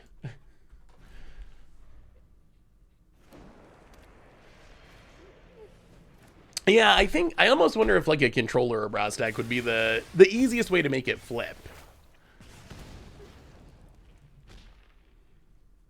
Opponent. Attacks for lethal. Sure. Well, we have learned that mono red on the play is good. We have learned. I think that mono red is... Mono red is probably going to be one of the better. All right, we'll give it two more tries. 2 more tries to flip Urabrask. Then we're going to move on to other things and declare Urabrask overrated. Done. Urabrask gets 4 matches on early access day. After that, our minds are made up. What have you done for us lately, Urabrask? Spoiler season's over, buddy. Time for you to flip, or else we're done with you. I wonder if that Convoke card draw is good. Maybe this is a little bit trappy too, or maybe it's like a 1 of or a 2 of. Like, it seems good. It seems good if we go off. Like, it's probably good at flipping Urabrask. But when we have no creatures on the battlefield, it's much less exciting. So, like, in this situation, it's pretty meh. Yeah, lots of aggro at the moment. Everyone's playing aggro. You tend to overplay decks in early access. You have like 20 decks and play like 3. Well, I mean, there's no way to get through 20 decks, unfortunately. I feel like 4-ish matches a deck is a pretty... To me, that seems like a pretty reasonable... Oh, God. This deck feels so bad. That seems like a pretty reasonable number. We're just trying to do the cool thing. I mean, we're gonna switch to definitely doing cool things after this. We're gonna fling some Yarroks and do some Jenny Faye stuff. Draw guard. Yeah, I mean, we could probably play like 1 game with each deck, but I don't know if that would be very satisfying either. There's so much variance in Magic, and doubly so in Best of 1 Magic, that like you just can't really get any single game just is like so meaningless. Win or lose. It's not even a win or loss thing, but like whether you win or lose, any game is pretty meaningless. Wow, this might be our shot if we're alive. Urabrask down to 12. I swear, Legends, if you have a way to kill this, I'm gonna cry. Legends does not have much removal. If they just go like land it Tali or whatever, I'm gonna be so sad. So can we flip next turn? Huh? What is this? When it attacks all other attacking creatures you control. Is this an alchemy card? Did an alchemy card slip into early access day somehow? All other attacking creatures you control get +1/+1. Other red creatures gain trample. Oh, we need cheaper spells. Okay, is there any... I mean, if we could flip Urabrask, if we could, it would sweep the board and we would win. Unfortunately, we have probably the most expensive hand in the history of Spellslinger decks. Why'd you tap all the blue? Oh my god, Arena. Well, I guess it doesn't matter anyway. All right. Well, now we're almost Urabrask, almost.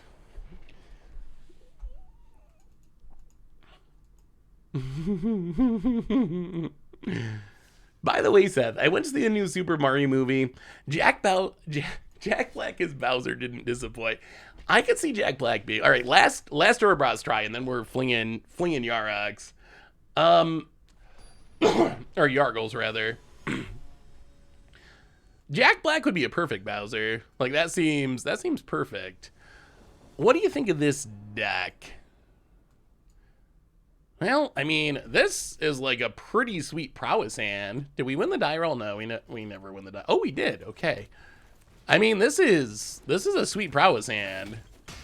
It might kill our opponent before Urabrask can come down, but we got Reckless Impulses for days. Opponent playing Legends Skrelv. I gotta say, I'm a little surprised there hasn't been as many spicy brews. We did see, so what have we seen from opponents that's cool so far?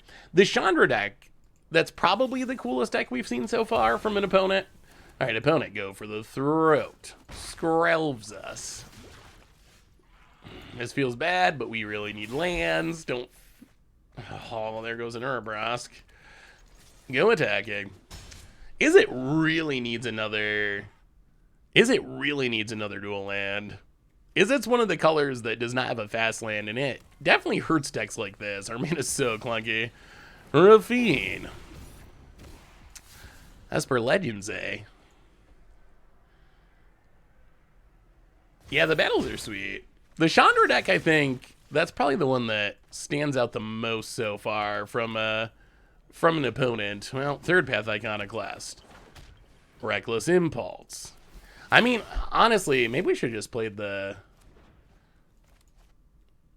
yeah, maybe it would have been better just to play the Urabrask. We might have been able to flip it. Opponent.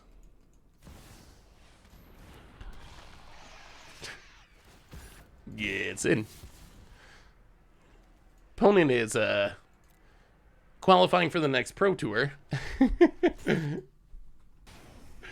Opponent.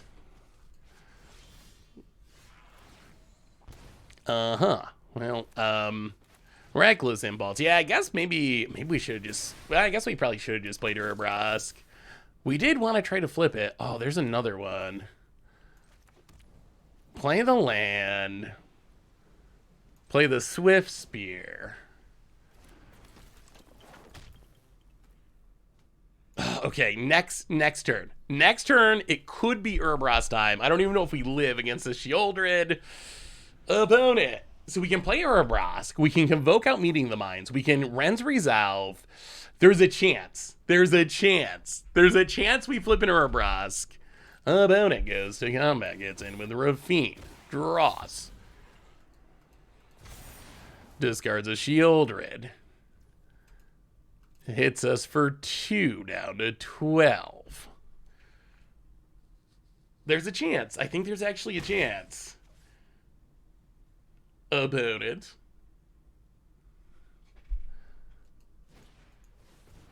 Academy Lord. Oh. Even the spice is old. Okay.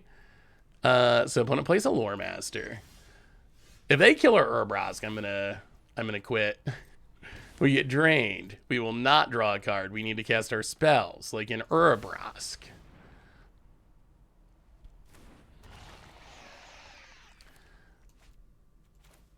Meeting of the minds.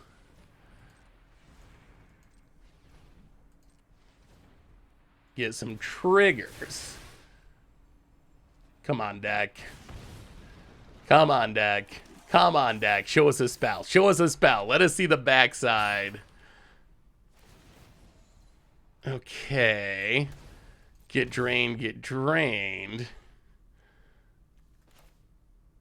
Ren's Resolve. Get some triggers. Flipping Urabrask, we still die, don't we? I think we might do it, though. Island. Yeah, we're... Shieldred's pretty busterino. Boom. Spell number 3. Trigger, trigger, trigger. But we get drained. Oh, we did it, though. We flipped an Urabrask. We did flip an Urabrask. We have proved... Wait. Oh, I see. We cast 3 spells. Why can we not flip this? Uh-huh.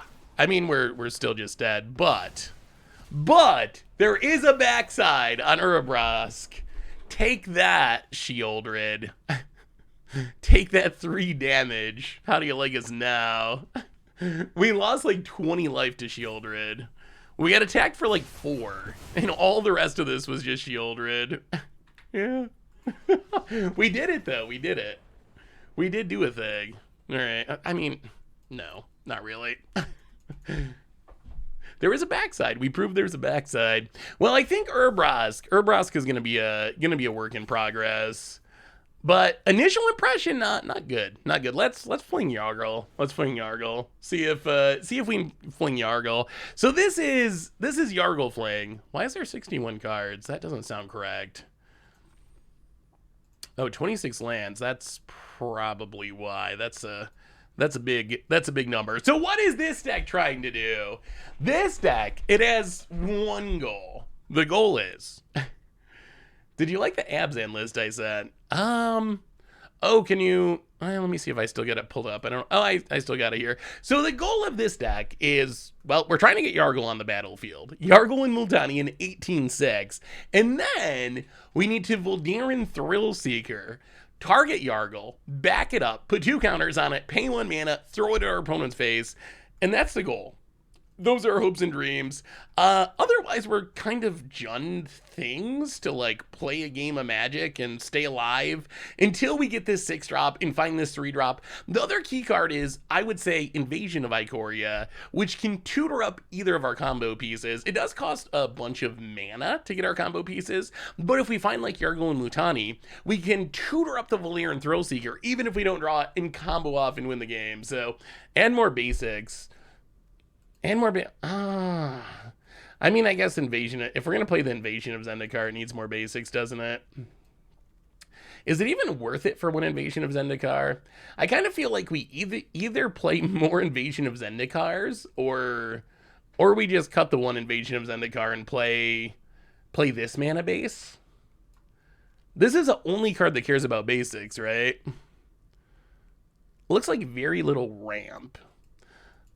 I mean, there's a lot of this sneaky standard ramp, like Fable the Mirror Breaker ramps, Reckoner Bankbuster ramps, but it's not really a ramp deck. It could be more of a ramp deck. I mean, I guess that's the question of like, how good do we want it to be? Like, I think this is... Yeah, we'll just cut the... Well, Invasion's sweet, though. Invasion is kind of sweet. You know what? Let's just try it. Too much brewing, not enough playing. Do you have enough card draw to hit your land drops? I mean, I think so. I mean, so one of the things about this deck, it maybe it's not against the odds enough, but I feel like this deck actually like has a reasonable amount of good cards. In standard, where is this deck? In standard, you can go a pretty long way with Reckoner Bankbuster and Fable the Mirror Breaker. Kind of like Blood Moon in Modern, allowing all the jank time to work. I feel like those cards kind of do the same thing. We started with an all battle deck, but there's more battle decks that'll be coming. Abzan Phyrexia. I mean, that looks fun, Nathan. The one thing I would say is I haven't got to play against too many decks like this. I don't know how. We gotta play more with the Incubate mechanic. So far, I haven't really seen too much Incubate, and so I guess I can't say very much. I like the Glissa plan. I think Glissa is probably going to be the key card in the deck. So I think flipping the Incubates without actually having to pay the mana is going to be the way to go. Hey, what's up, Ash in the Trash? Good to see you. Good to see you. Welcome. Well, land go. Yeah, we'll try some of the Incubate decks. We'll try some of the Incubate decks soon. Wow, Esper again. What is going on? I feel like we have a lot of spicy brews, but opponent spice level disappointing so far, I will say. Human token 2155. Your spice level is not living up to our standards. Well, okay, kill Thalia.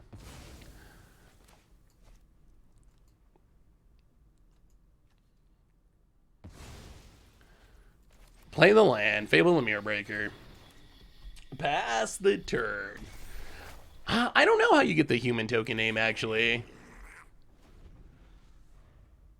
Opponent. Passing. Well, I mean, I think we're going to discard Sheoldred. Not especially interested in winning with Sheoldred. The correct thing to do is just slam it and try to win with it, but we're not here to do the correct thing. We're here to fling a Yargle at our opponent's face.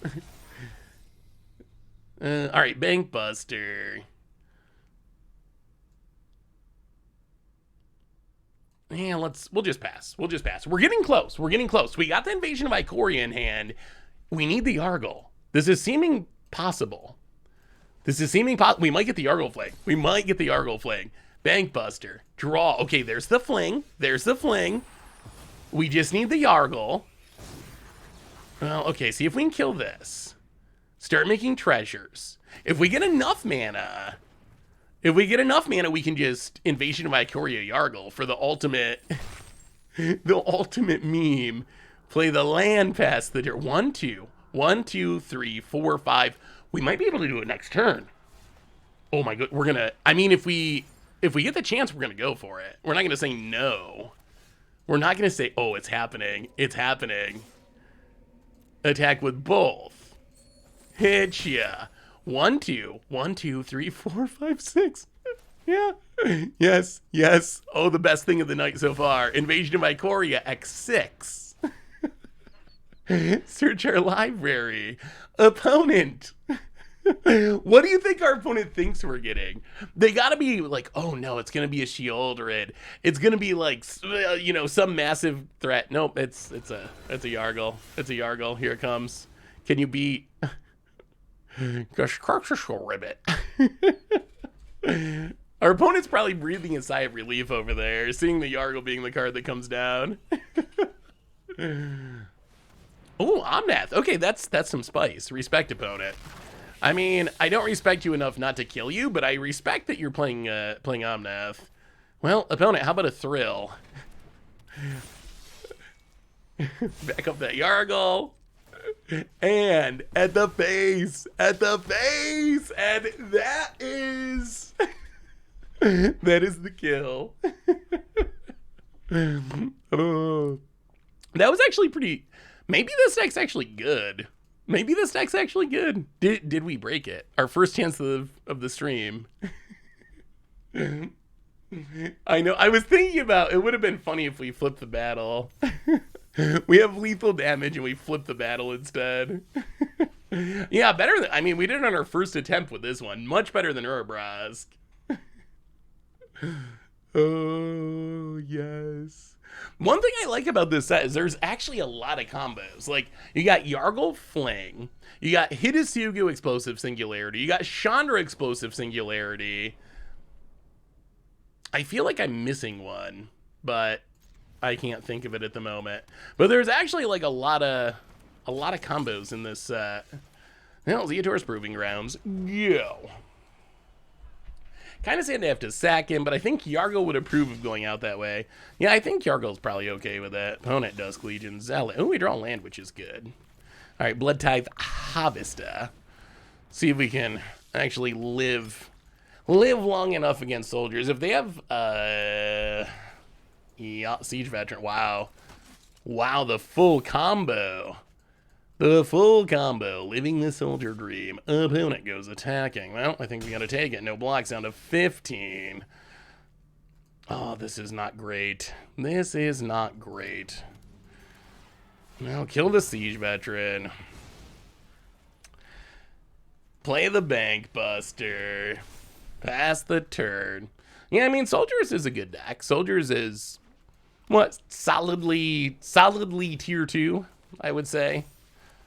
But it's definitely a good deck. Opponent down to 10. Another Dusk Legion Duelist. Gonna be interesting to see just how good the Dusk Legion Duelist is. It's really good with Siege Veteran, but if you don't have Siege Veteran, the Soldier deck doesn't have a lot of ways to add counters to things. Yeah, I guess we go Library.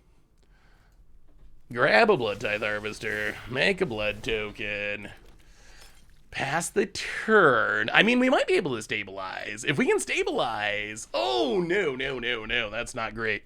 Just tuned in. Have any of the battles been decent? I would say yes. What do you think, chat? How have battles been so far? Oh. All right, well, go White Weenie.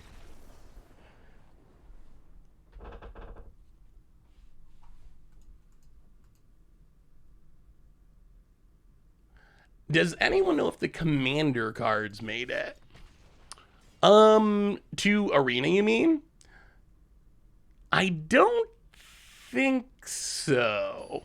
So there's the Multiverse Legends, like Ragavan and the reprints with like the sweet borders. Those made it. But I don't think like Commander Precon cards, at least not that I'm aware of, actually made a kit to Arena. Oh god. So much. Maybe we got to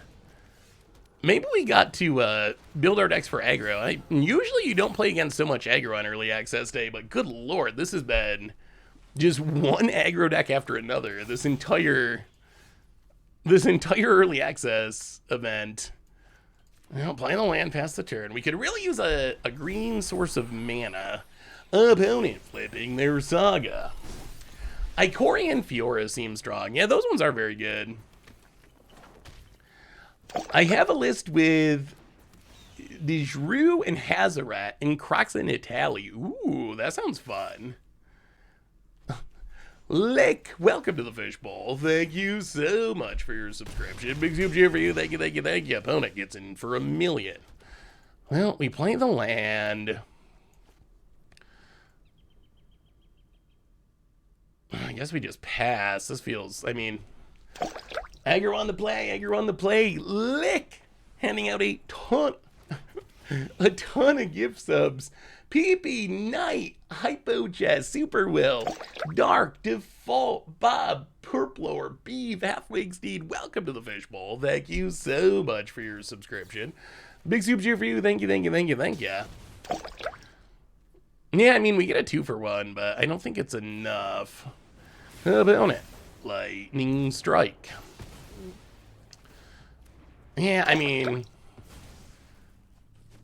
we're seeing some of the flaws with the best of one format, which is this.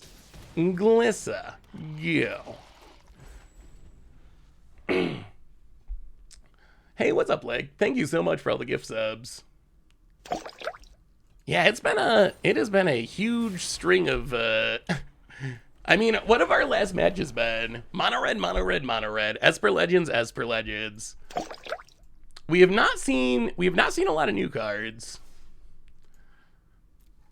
I mean, who knows? Maybe people are recording, a budget deck for their YouTube or something, so We did see a white weenie. Best one is the only option on early access day. No Multiverse Legends. They aren't legal anyway. Oh god. Alright. Selesnya Toxic. Oh, maybe we gotta...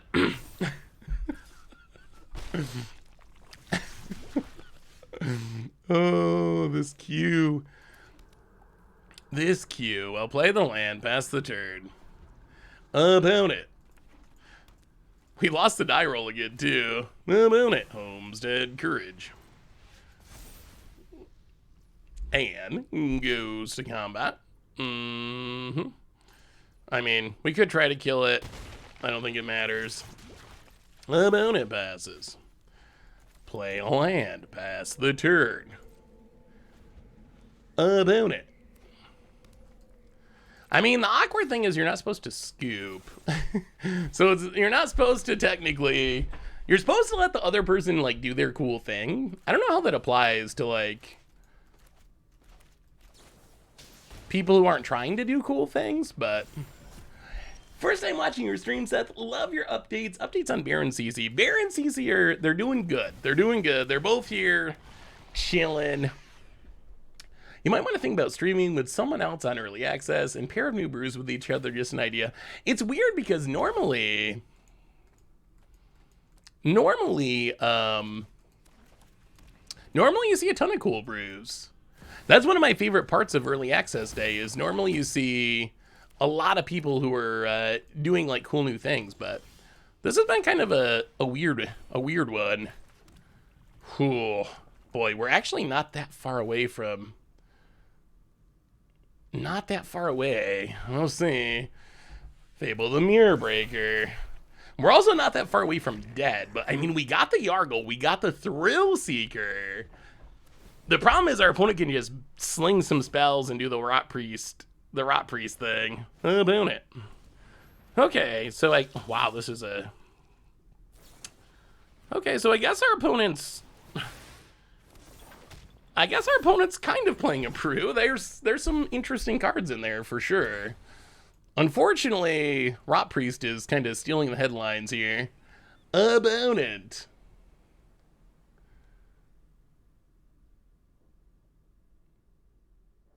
Yeah, that's an interesting... I almost wonder if Rot Priest is just being played randomly, like, for value. Oh, tap lands. Well, okay, go to combat. Get in with the god. I mean, if we can avoid getting comboed out, I think we can do it. Hit ya. Yargle. Multani. Here they come. Proving grounds. All right, this is it. Can we live? Can we live and punish the poison player? Opponent down to 11. Hold. I mean, we're at 7. They only have 2 cards in hand. I think, unless they have, like, March, I think we live. And then we just Yargle them. We can take the normal damage.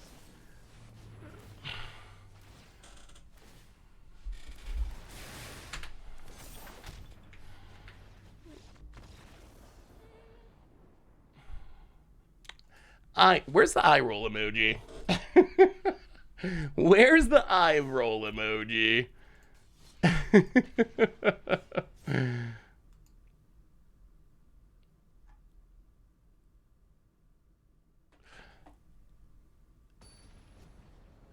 It's funny. Do people still play that deck in Best of One? I don't play that much Best of One. Like, is the Venerated Rot Priest thing, is that still a thing that people do?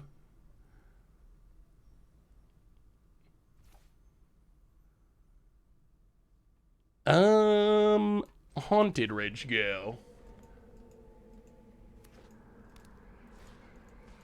Is it like a tier deck? Like, is it heavily played in the format? Wow, it's like 10% of decks? Cool. I mean, I guess it worked out basically like, because that was like the hot deck last early access day that there was a ton of conversation about. And I think it worked out almost exactly like we thought when we were talking about it during early access day, which is it never really, man, it just didn't work out in best of 3, but it ended up being like kind of annoying in best of 1. I think that's basically how it ended up. Opponent. So I wonder what Rabbit Battery is doing in our opponent's deck. Being sacked to Volt Surge to kill Glissa, perhaps? Perhaps. Corrupted. Okay, being sacked to Corrupted Conviction to draw 2 cards. And opponent.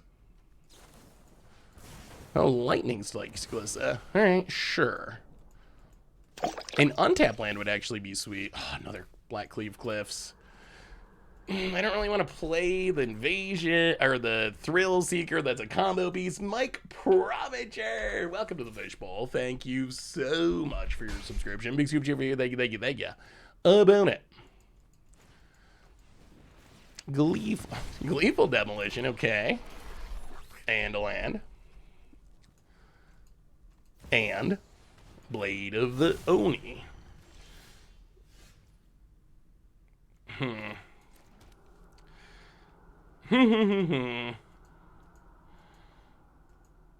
Why is our opponent not using their Oni Call Anvil ever? Well, I guess we play Blood Tithe Harvester, pass the turn. Yeah, Could Alter Rebirth in Rakdos Sacrifice looks interesting. Opponent. Lightning Strike. I wonder what new cards are in the deck. Opponent goes to combat. Attacks. Watsy Merklurker, welcome to the Fishbowl. Thank you so much for your subscription. Big super for you. Thank you, thank you, thank you. All right, down to 10. Well, oh, that's not great. So the problem is our opponent is just refusing to tap their Anvil. Okay, they finally tap the Anvil. This is probably just too late. Like the Unleash the Inferno. Now maybe, let's see. Let's discard this. The problem is if we run out... Well, I guess we can't run it out anyway. Okay. 1, 2, 3, 4. Just too slow. Like, if we run out Yargle, we win next turn, but we don't live because he's have Menace. We can Unleash the Inferno, but that also doesn't really do anything. So I think we're actually just dead, right? There's no coming back from this one. Hey, what's up, Mag? How are you? I'm pretty sure. Like, I'm not missing anything, right? So we can, like, kill both Blade of Onis, drop to 5, drop to 4, play Yargle, die. Well, I mean, we can live for a turn. But we need to live for 2 turns to actually do the Yargle thing and win. So living for 1 turn doesn't actually do anything. I mean, we'll play it out so people see it, but I think we're just, like, checkmated in 2 turns, essentially. So we can do this, we kill both Blade of the Onis, we can't do anything else. Our opponent hits us to 5, sacks us down to 4. We play Yargle, they take with everything. Well, okay, that also adds more damage. I mean, we're definitely dead to Fable. If we play Thrill Seeker, then we don't have the option to... I think the only way we could possibly win is with the Yargle combo. Yeah, opponent's got it.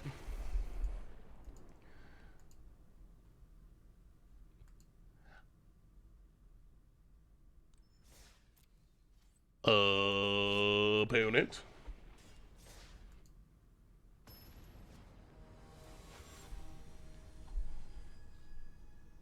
A lot of hate for people who are trying new cards in top tier decks. I don't think there's anything wrong with it for content creators trying to nail down what upgrades they want to make for their decks to use to grind for content. Yeah, I mean, to each their own. My personal preference is is to see new things. Like that's how I enjoy early access day, but lots of people enjoy Magic in different ways. I will say, like, well, I have the most fun when I see people trying cool new things on early access day. I think it's mostly that, like, you see all those other things every day. So I like the uniqueness of early access day, but 100% like if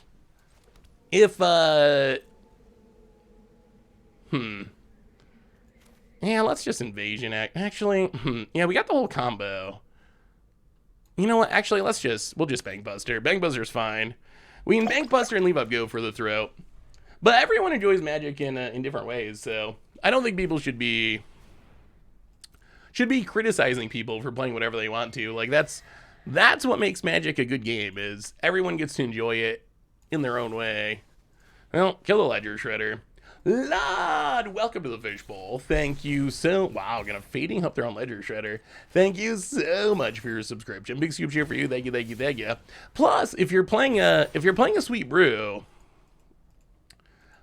it is even more fulfilling when you beat someone who is, you know, testing their PTQ deck or whatever, compared to beating someone who's playing, like, you know, some not especially functional brew of their own. So there is some upside there. Like, Tron is like my least favorite deck, but beating Tron is one of my favorite things. I don't even get to do that anymore because no one plays Tron anymore. Tron is just like tier 3 or whatever in Modern now, but so there is the upside there too. Is there an authentic Chinese restaurant near you? Have any gift for something you may need to cook? Something you may enjoy that I've cooked before. Oh, I don't know what makes an authentic Chinese restaurant. There are Chinese restaurants. I don't know if they would be considered authentic or not. We have the Food King. The Food King Chinese restaurant is the closest one. Are we just foreign collecting? And we're actually... No, we're going for it. We're going for it. Yargle, Multani, how do you like us now, Ledger Shredder? Opponents also used a lot of their Fading Hopes, 3 of them, and 6 toughness is kind of infinite against a Izzet deck. I don't know, is there any removal in Standard that deals 6 damage? I don't know if there is, not anything that people play, so we might actually just have it. Come on, Invasion of Kaldheim, sure. Oh, that card is sweet. We gotta play the Loam deck at some point. Opponent's gonna do some exiling. What is our opponent's got a brew. Sort of. I wonder what their payoff is. Is this just like, just a Izzet deck that's... Seriously. The fourth one? Okay, so opponent draws their 4th copy of Fading Hope. Number 4. Any Invasion of Alara decks? I'm pretty sure there's an Invasion of Alara deck. Alright, Yargle returns. Play the land. I guess we hit ya. Down to 10. Pass the turn. Alright, opponent. Watch them somehow flip this and then have 3 lands in hand and kill Yargle. Seismic Assault style. Opponent considers.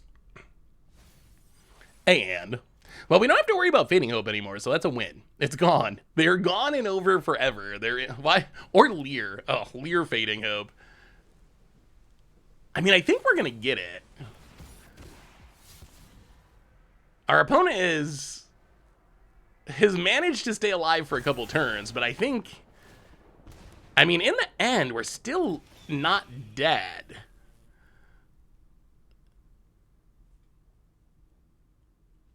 Opponent can flip their battle. I swear if they have 3 lands in hand, I'm just gonna cry. I'm really gonna cry. Opponent hits us. All right, flips it. Seismic Assault with upside. How many lands you got? How many lands you got, opponent? No. No. No way. No way. No. That's not possible. No.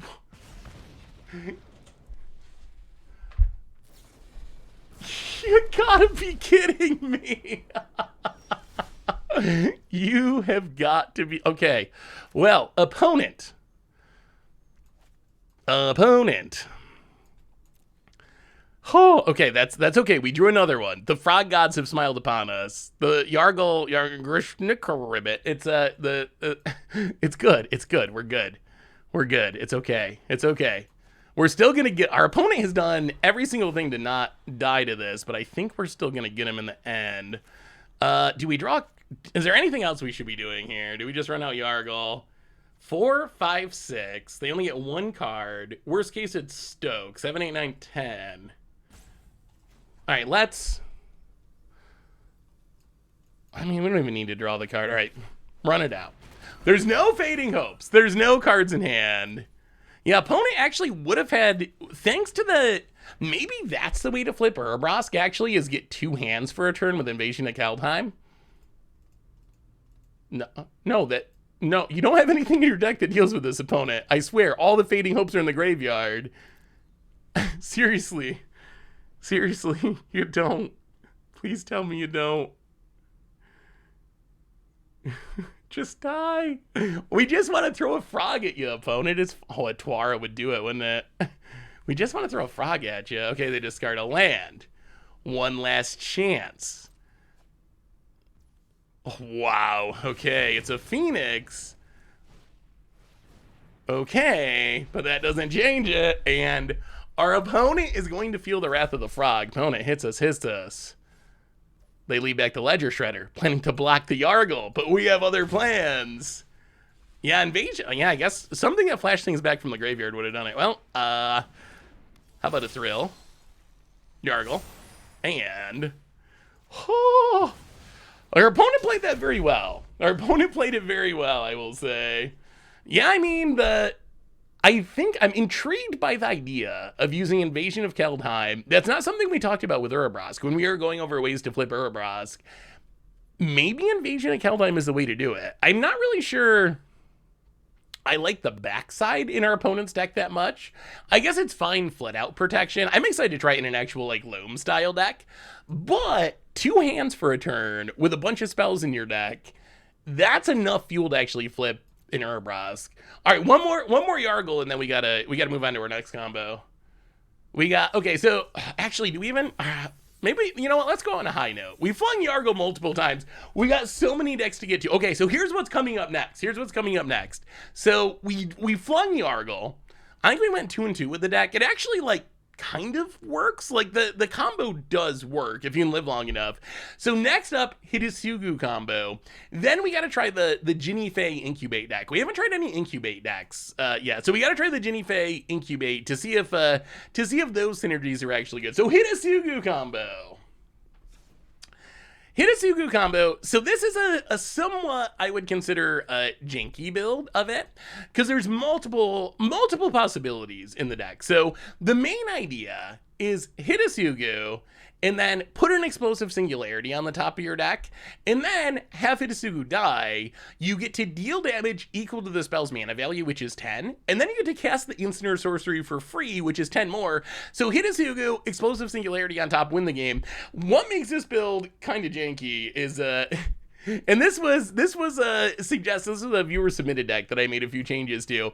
But what makes this kind of interesting and janky is it's also playing Shadow of Mortality, which has this weird backup combo with a Yara, Widow of the Realms. So it's kind of the same idea. A Yara, you can sack a creature and deal damage equal to the creature's mana value.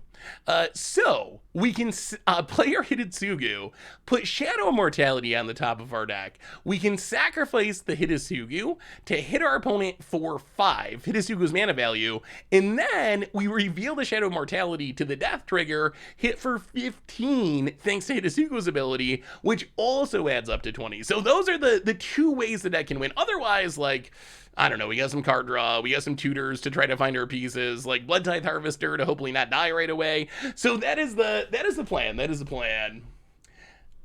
I think ER is actually pretty interesting. Yeah, we gotta try some incubating. I mean, I'm interested in Ginny Fae incubate synergies. We don't want normal Hidetsugu. I mean, we could play a copy. Normal Hidetsugu, I don't think it... None of the things are actually lethal. But it would be flavorful, and it is another sack outlet. So maybe it's worth playing one, just as a sack outlet / backup plan. But I don't think there's any way to actually, like, one-shot kill with old Hidetsugu. There's one I'm thinking of called Rouge à Mo, or Meat in a Bun. I think it's like Sloppy Joe on Chinese flatbread with a bunch of Chinese spices. It's a ton of fun to cook, and even if you don't cook it yourself, it's a phenomenal dish. Typically Chinese street food, although I don't have any restaurants who carry it. I'll have to look. Next time I go to a Chinese restaurant, I will keep an eye out for Rouge à Mo. Doesn't sound familiar to me. That doesn't mean that it's not around, but... Oh, we got the Explosive Singularity in hand, which is good. Basically, this hand, if we can live long enough and find Hidetsugu, we just kind of win. Ooh. I'm scared of that enchantment. This enchantment's been kind of scary.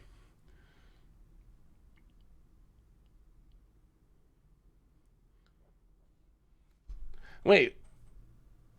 Why are we talking about Frank Karsten? The Math Master. I will say Frank writes some of my favorite articles. I'm nowhere near as good at math as Frank is, but we're playing again? I didn't even look at his username. Frank writes, if you've never read Frank's articles, if you like math, check him out. Like, Frank is the go-to as far as mathy stuff. Oh my god, we drew it. The go-to for mathy stuff in the Magic community, I would say. Oh, we have the full combo. We have the full combo. So let's Blood Tithe Harvester. All we really need is a land, I guess. You know what? Let's just kill this. Whatever. Like, we have a combo kill that is gonna win the game. We don't need to get in incidental damage with Blood Tithe Harvesters. We just gotta stay alive. Like, we're up against mono green. They're not even. Oh, there's tribute. Okay. Can we find a land? We got 2 turns to find a land. We do have the blood tokens. Oh, Yara. Oh my god, a Yara. Okay, play Yara. Oh, this might be the absolute dream combo, the full combo. If we can find an untapped land, we get the best version of the combo. Hitch. Oh, it's gonna happen. Opponent. Come on, blood tokens. Any untapped land. Korean Beast Caller, sure. Get those counters. And Root Wire Amalgam. Well, I mean, we are going to discard this, go for the throat. Draw an untapped land for the dream. Oh, okay, we get another shot at it. Oh, no. That is why Shadow Mortality is not a good Magic card. Okay, everything's falling apart. Rona. Okay, that's worse. Things are getting worse. That's okay. We got another turn. The dream's dying. We're not dead yet, though. We at least have one more turn. If our opponent kills Yara, then things become harder. Opponent. I guess we could just convoke out our Explosive Singularity. Do you think Cut Short is going to be good in Standard against cards like Wandering Emperor? What is Cut Short? Cut Short. Opponent. They really want to flip their invasion, I think. Goes to combat. If they send them both with the evasion, we probably just let it go. I mean, with Rona, we get 2 shots at it again. Oh. Okay. Well, in that case, I guess we just block here. Block here. Sack Tiara. Drain ya. Drop to 50. Oh, we're so close. Yeah, I think Cut Short's a pretty good card.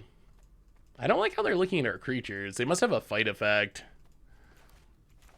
Which does kind of ruin our plans. Oh, last turn was our turn. Last turn was the turn. We had the window. A reminder that our sponsor today is Card Kingdom. If you need any mom cards, you can get them over at cardkingdom.com/mtggoldfish. Do you have any recommendations on where I can learn better sideboarding tech? I don't feel like I have trouble building sideboards or selecting cards to bring in. What I struggle with is making the correct choice on what... Okay, Magic Gods. Okay, Magic Gods.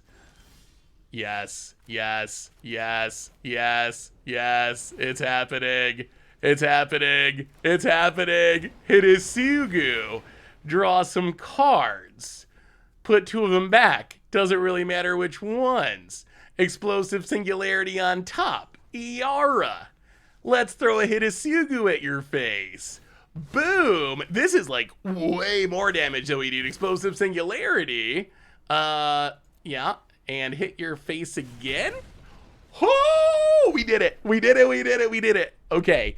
This combo, do you think this combo could actually be good? I feel like it could actually be good.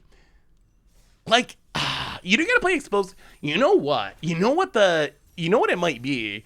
I wonder if there's a deck that can have this and also the Chandra version. Because Chandra also combos with Explosive Singularity. Yeah, Yara's like a repeatable Gray Merchant almost. I wonder if we can have Chandra plus Hideous sugu and Kiri plus Explosive Singularity. Just jam all the combos together. Oh, I missed the... Yeah, I was a little nervous when we missed that land drop, but we got there. We did get there. What was the sideboarding question? So I don't feel like I have trouble building sideboards or selecting cards to bring in. What I struggle with is making the correct choices on what to take out, especially in high synergy decks. Oh, well, triple double Russ. If it makes you feel better, sideboarding in combo decks or high synergy decks is very difficult. And I think often in high synergy decks, it's often best not to sideboard very heavily. Yeah, I guess that sounds okay. We got the Singularity. We got a janky sack outlet. We still need... Oh, I mean, I guess we could just scrapwork Mutt Diabolic Intent to try to get the Hidasugu. Well, scrapwork Mutt. And... Let's just keep it. We'll keep it for now. Yeah, trimming is often the easiest technique, oh mentor. That's a scary magic card. Well, okay, Fable the Mirror Breaker. Make a goblin. Go attacking.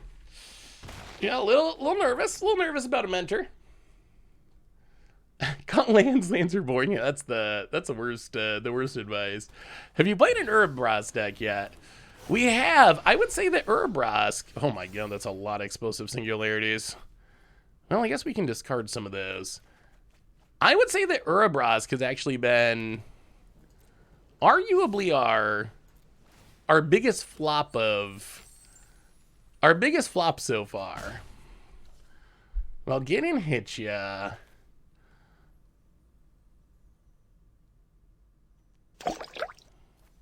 Wait, 1, 2, 3, 4. 1, 2, 3, 4, 5, 6, 7. Yeah, I think this works. So I think we just bounce the Mon. We want our opponent to recast the Mondrak. And then next turn, Gabo attack, Hidasugu, Singularity on top, Diabolic Intent, GG. Wait, this deck might actually be good. Hey, what's up, Orange Bat? How are you? Good to see ya. Hungry Hat, welcome to the fishbowl. Thank you. We can do it all this turn, so we don't even need to expose it. We can use the treasures to do it all right now. Get in, hit ya. I mean, I guess we could also just do it with hostile. Play hostile. Play. I mean, I think we're good. I think we just got it. This should work. 1, 2, 3, and 4. Hideous, sugu, and Kiri. Do a little brainstorming. Put it back. And singularity on top. And then, yeah, I think we'll just sack a Hideous, sugu, and Kiri, maybe? Perhaps. Tanya, kill ya. Hey, what's up, Hungry Hat? Welcome to the stream. Wow, this might be the most successful deck we've played so far. Hey, Seth, it was too late for the email, but this is my Invasion of Alara brew. Storm the Festival. Ooh. Yeah, this deck has actually felt like it could be... I mean, again, early access day. Take every single thing with a grain of salt, because it's early access day. People are trying things. But this deck has felt reasonable. Let's see this Alara deck. So, Invasion of Alara is a sweet card. Storm the Festival. That does seem like a good way to cheat it into play. Yeah, that looks sweet. I can see that working, and then it's just kind of spinning into so what do we spin into?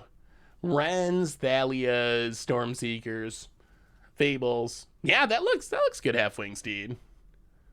Well, this hand looks fine. Yeah, this deck is actually pretty good. Pretty good. Has anyone seen any other decks that have looked really sweet? I know everyone's streaming stuff. Opponent Boros, eh? Well, this deck might be too good for early access day. We might have to tone it down a little bit. OP. Zamone and Dina. So what is, you mentioned that before, Steak Man. What is the synergy? I'm not seeing the, I'm missing it. Like, what is actual synergy? Is the idea just like you can sack something to Zamone and then get it back with Tyvar or something? Because Zamone is 3 mana, right? So it can't be reanimated. By... It can't be reanimated by Tyvar, right? Cut down on Rona. Yeah, alright. I mean, I guess we can't really do anything about that. Sure. Hit you with braids. And yeah, we'll pass. Leave up the counter. I've seen someone flip Praetors by turning them into Death Bonnet. Wait. I've seen someone flip Praetors by turning them into Death Bonnet Sprouts by using Blade of Shared Souls. That sounds awesome, although I am so confused.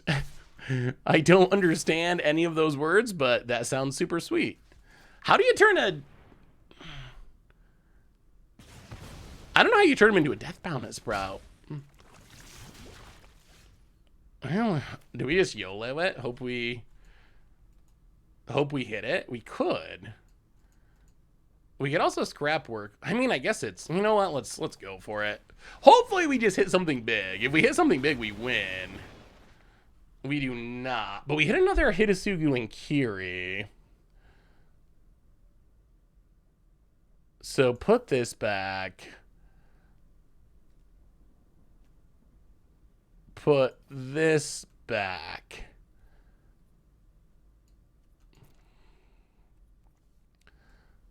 Harvester. I guess it doesn't really matter. Yeah, put Go for the Throat on the top. Go attacking. Decline. Death Bonnet flips on 4 cards in the graveyard. Blade makes cards into... Oh. I think I see. Wait, no, I'm still confused. All right, I actually gotta read this thread. But no, like, how are you giving another creature the ability? That's the part I'm... Oh, this actually works pretty well. So we sack Sugu and Kiri. Gonna reveal the go for the throw, and then we can use the go for the throw. Oh, this actually doesn't work as well because of Skrelv. We can try to use the go for the throw to kill the Sheoldred, but our opponent can Skrelv it. Sure. Opponent pro black. Well, we need to get deeper in our deck to find our finish.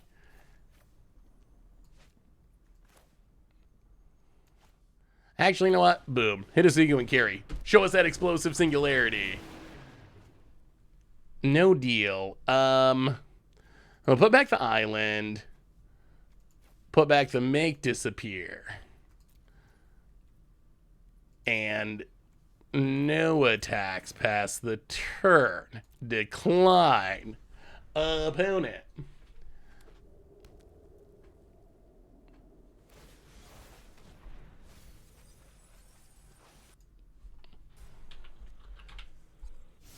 Wait, okay, I gotta look this up. So Death Bonnet Sprout.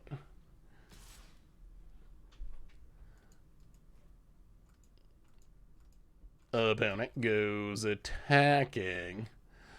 Well, I mean, I guess we just gotta take it. Not taking it is pretty bad. I'll go to combat. Hit you with the flyer. Opponent takes the beats.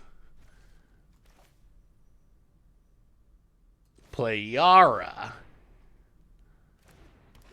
And pass the turn. No sack. I mean, if we untap with this Yara, we can just... Yara's been kind of impressive. It has been kind of impressive. Opponent. Take Numa. And... Alright, get some stuff. So this is like Mardu Legends? Interesting. What's the most nonsense team up? I mean, in existence is probably like Borbrigmos and Flibblethip. Borbrigmos and Flibblethip is pretty nonsensical, I would say. Or you could just attack. But what's the fun in that? Who wants to win by attacking? Like, if you win by attacking, does that even count as a win, honestly? I'm not sure that it does. Bounce the Sheoldred. Yeah, new Thaliard is really good, isn't it? Might be the best Thaliard. Definitely top tier. Top tier Thaliard. About it. Hits us to 12. Florian. I mean, I think our opponent's dead no matter what. They find an invasion on Floria. Not going to be able to cast it this turn. Passes. And Yara. We will throw a Hidasugu at your face. And explosive singularity on top. Okay. Don't even need it. Wait, so, okay, I'm not in a game now. Explain the synergy to me. I'm so confused. So you said they were flipping Praetors by turning them into Death Bonnet Sprout. Was that how this started? So the part I'm confused with is, how do you give a Praetor the ability? Like, how do you turn a Praetor into a Death Bonnet Sprout? That's the part. So you gotta, like...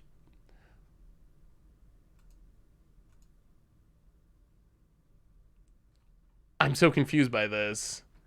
But Blade of Shared Souls... When Blade becomes attached... Oh, I see. So the idea is I gotcha. So you're playing a Praetor, then you're playing Blade of Shared Souls, then you're playing Death Bonnet Sprout, and then your Blade of Shared Souls to turn the equipped creature into a copy. Wait, no. Does that work, though? When it becomes equipped, you may have the creature become a copy of another creature.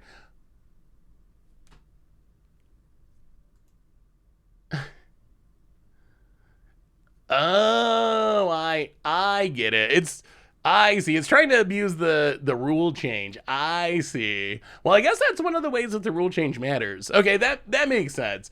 Until now, I guess.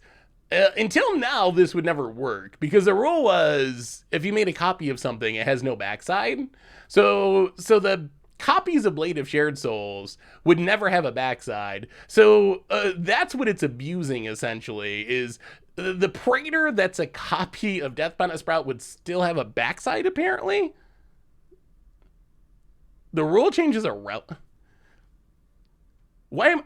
I'm so confused. What am I missing here? When Blade becomes equipped, the creature becomes a copy of another creature. So if you have a Shieldred on the battlefield, and you Blade of Shared Souls and you turn it into Shieldred, it is a Shieldred. If you turn Deathbound Sprout into Shieldred, it's still a Shieldred. If your Deathbound Sprout is a Shieldred, it's not going to have Deathbound Sprout's ability, right? Like, how? That's what I'm confused by. It sounds like you're saying there's a Shieldred or Praetor that has Deathbound Sprout's transform ability, which is like 2 cards together. That's the part I'm so confused by. But if you turn Shieldred into a Sprout, then it's just a Deathbound Sprout, right? Like, then it's just a Deathbound Sprout. So if you flip it, it's a Deathbound Sprout.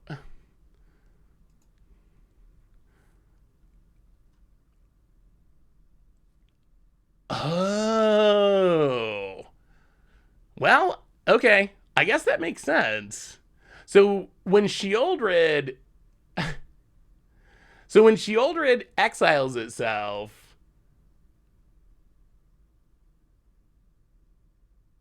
wait, this says transform though. Does that actually even work?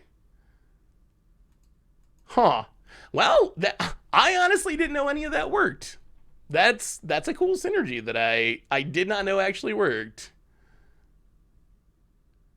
We have to try. I mean, maybe against Sparky. We could try it against Sparky to see if it works. I think we'd probably have to dedicate a lot of the stream to it if we wanted to do it against a human being. But we could test it against Sparky because I'm still honestly very confused by what people are saying here.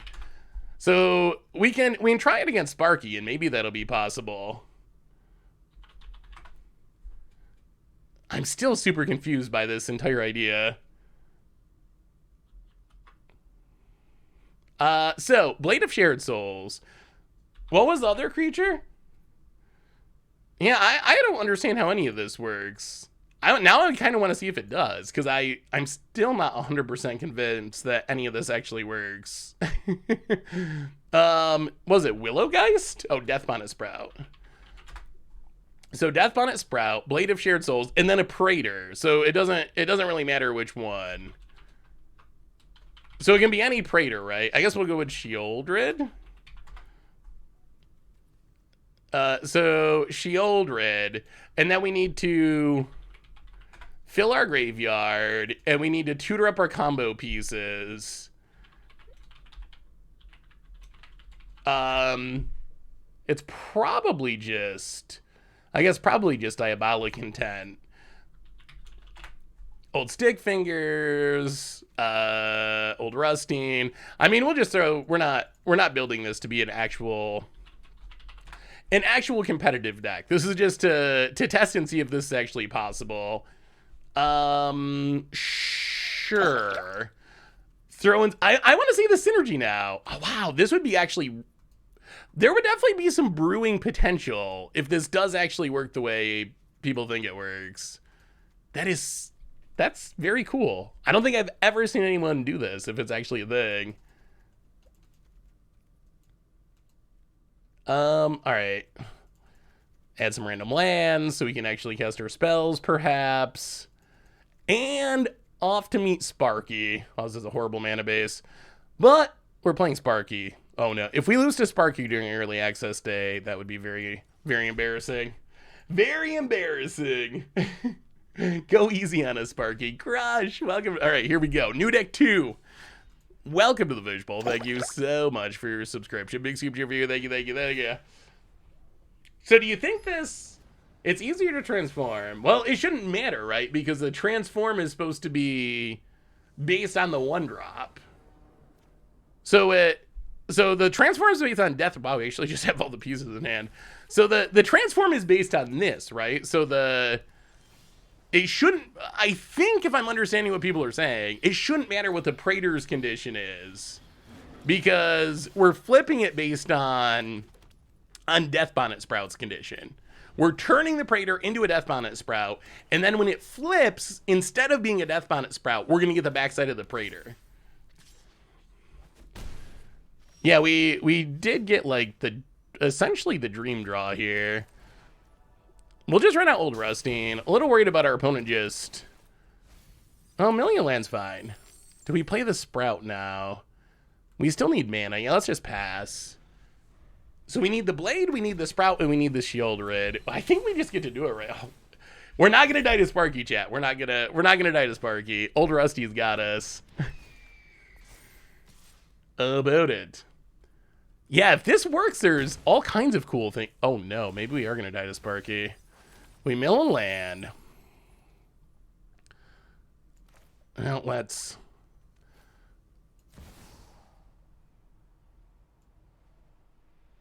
Oh, we are going to die to Sparky, aren't we? That's not good. That is not ideal. Well, play Shield Rid, I guess. Yeah, this thing's going off. I don't know what's going on. This River's favor... Wow! They sacked the one... Thank you, Sparky. Thank you. Thank you for sacking the one that was killing us. Okay, Sparky comes through. They felt bad that they were going to embarrass us on stream. So they decided to cut us a little slack here. Well, Death Bonnet Sprout. Ouch. Sack Old Rust. Oh no. Wait, did we just mess this up? Does this not work now? Because this is automatically gonna flip, so this doesn't work, does it? Oh, I think I just punted it. Because once this flips, we're out of luck, right?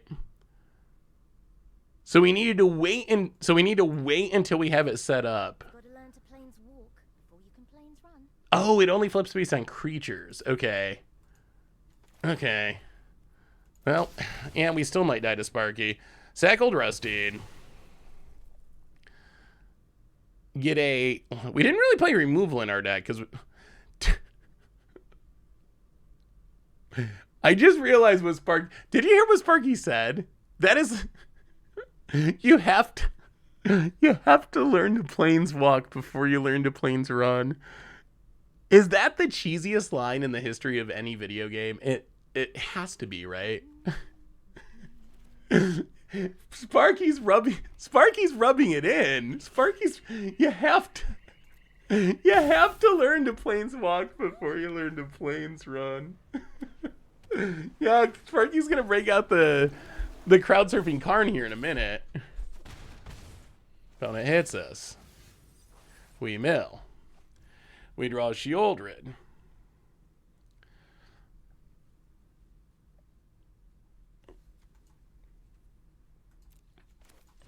Well, okay. Blade of Shared Souls.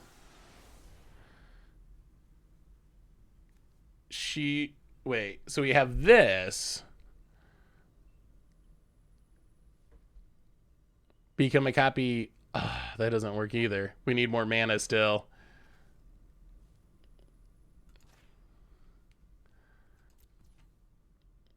So that becomes another Death Bonnet Sprout. Yeah, we're actually okay. Warm-up game. Yeah, okay, so we're seeing that this is actually very expensive. That is a drawback. So we need a lot of Maybe we gotta be a ramp deck. You need a lot of mana to actually make that work. Yeah, so we're gonna...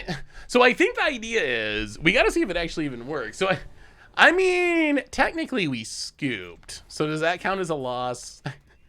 Sparky didn't actually get our life total to 0. It's unfortunate we ran into the mono blue version of Sparky, which has all the flyers that we couldn't block. That is kind of unfortunate. Really, I think our opponent just got lucky. It's that good running. If it wasn't for all the high rolls over there, we'd be fine. We would have won that easy.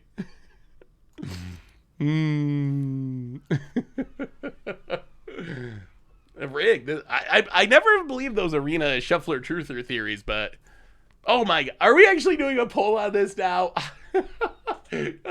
Mods. I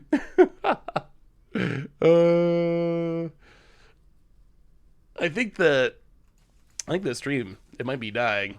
You're breaking up. I'll have to call you back. What do we do now? It's a lot of mana dorks. Hopefully they don't have anything good to ramp into. I mean, I guess we just pass. I mean, we play the blade. We do need it on the battlefield. So play the blade, whatever. We won't turn it into anything. Oh, we have to turn it into something?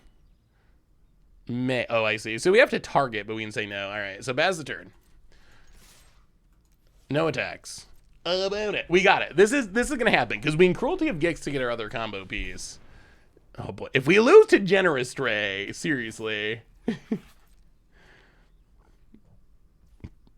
I'm pretty sure Grim lost to Sparky, but who hasn't lost to Sparky at one time or another? Seriously, who hasn't? It happens to the best of us. Wow, okay, they untap it just to keep it alive. And Sparky mocks you too. That's the worst part. Sparky rubs it in. There's no mercy from the Sparkster. When Sparky senses blood in the water, it's on. All right, we're gonna tutor. So we need to get the Willow. The Willow Death Bonnet Sprout. Get the Death Bonnet Sprout.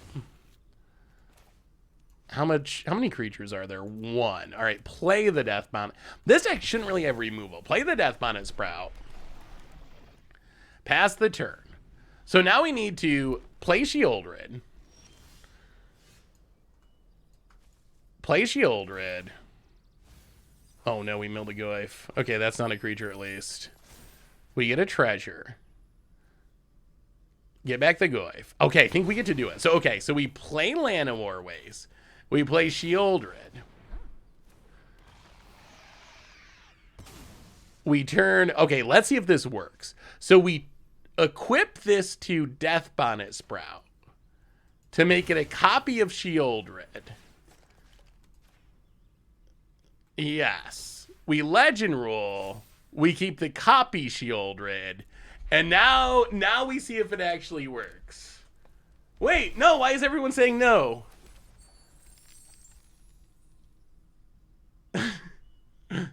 Isn't this what you told me to do?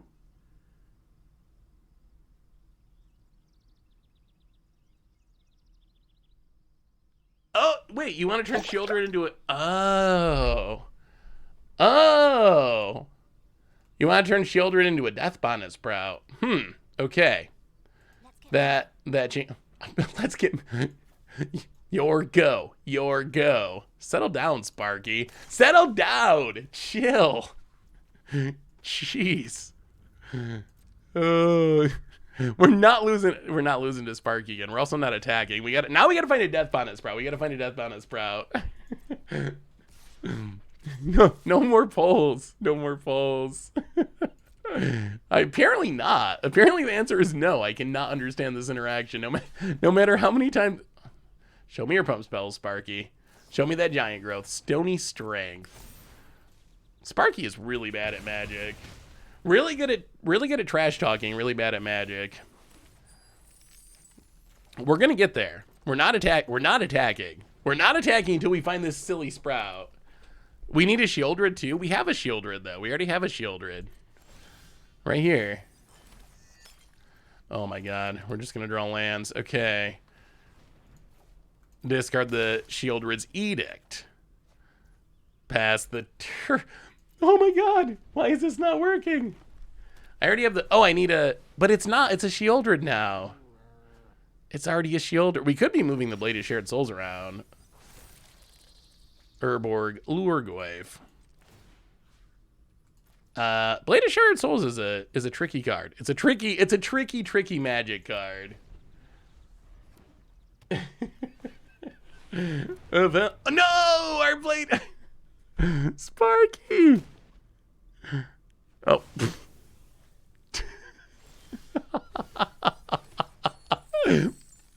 What are you doing, Sparks? What are you doing?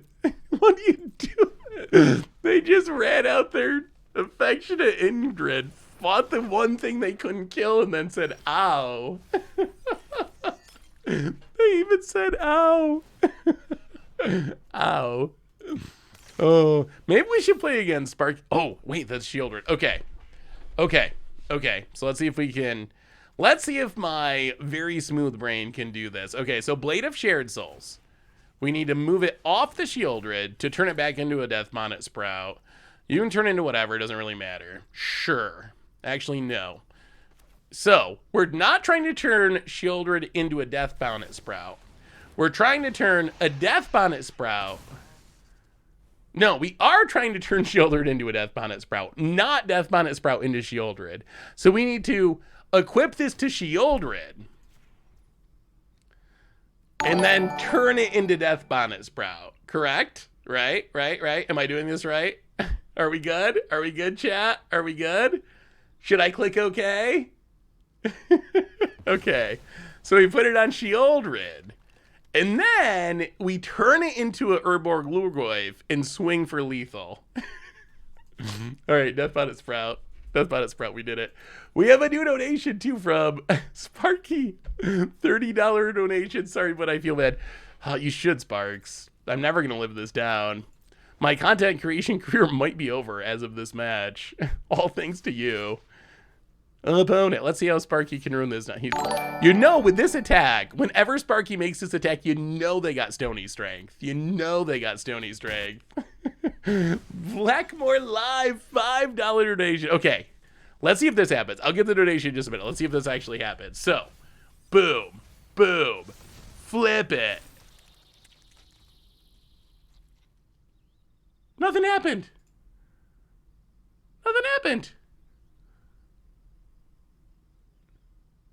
Wait, was this all a scam?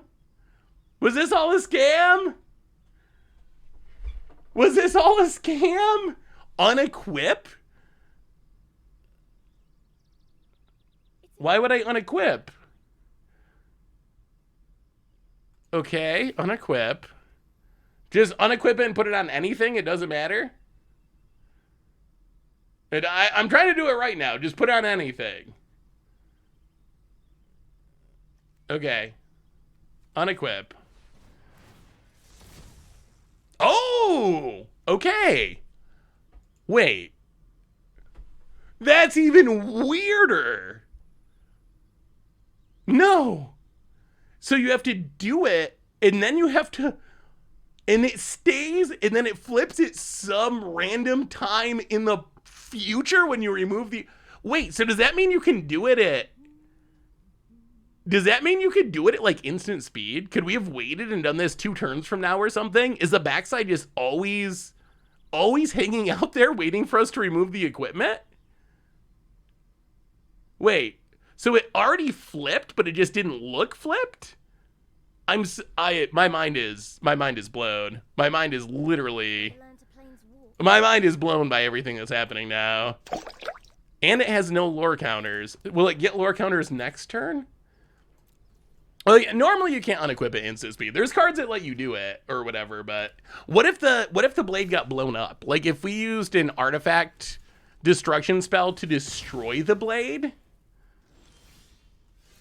If we use an artifact destruction spell to destroy the blade, wait, then we could do it at instant speed. And now it's getting I am so we did it. I'm more confused now. I need a judge. I need a judge. Judge. Well, hats off to whoever Sparky 2-0 Sparky. Hats off to whoever thought of this, because now if you voted for me, you technically, I mean, we did win. We just, oh, you lost your, oh no. Can I refund the points? Is there a way for me is there a way to undo it? I didn't realize you were gambling on the match. Who gambles on a match for Sparky, chat? Come on now. Come on. That's some pretty degenerate gambling. I mean, I think technically, I'll have to see if there's a way to refund it or cancel it, because I think technically we would have won that game. Like, oh, you were betting against me. Oh no. That's even worse. Okay, so is there a judge in the house?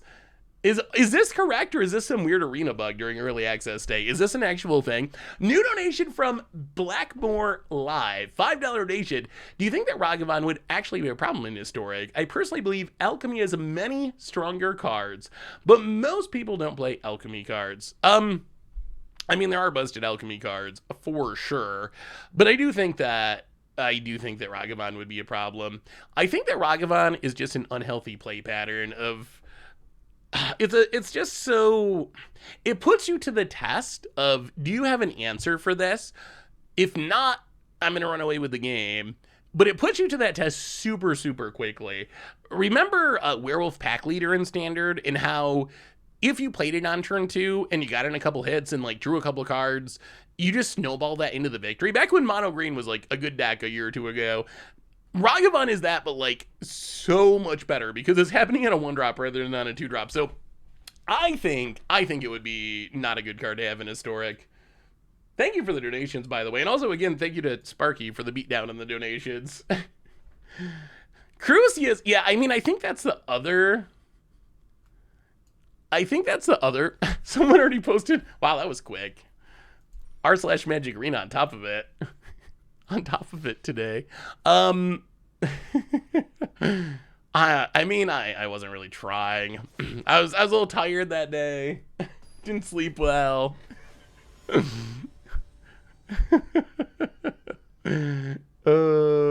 I mean, Deathray would be fine in Historic. So this is, I didn't mention this. This is the Incubate deck. We haven't tried the Incubate deck yet. This is the Ginny Faye Glistening Dawn Incubate deck.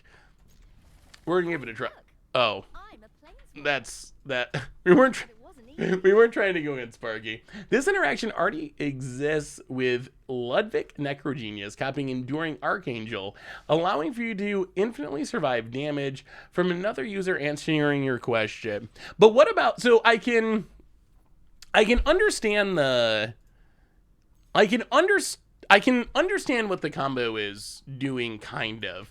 The part that has me, yeah, 3-0 now. The part that really has me stuck now is why, if that's what it's going to do, why did we need to unquip the equipment for it to happen? Like, that's the part that is blowing my mind now. So I can kind of understand, now that we actually saw the combo play out, okay, you turn this into this, and then you're essentially giving a Sheoldred the flip condition, but it still has a backside. Once it flips, it's going to flip back to itself, so you get the Saga side. That's the... that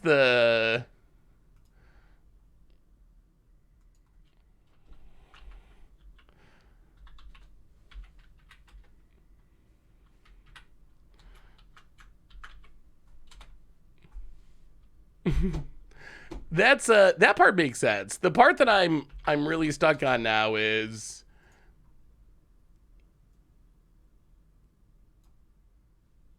why did we need to unequip for that to happen? It's still a fungus.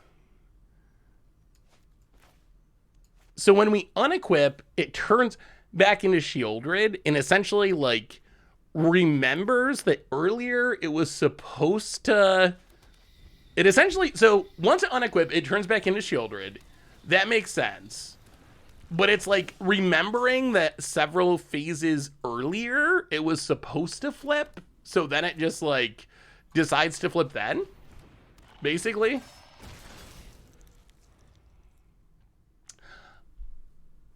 Yeah, Arena didn't show it transform. Like, so is that part like a visual Arena bug? Should it have flipped earlier, but Arena just didn't show it? It flipped underneath.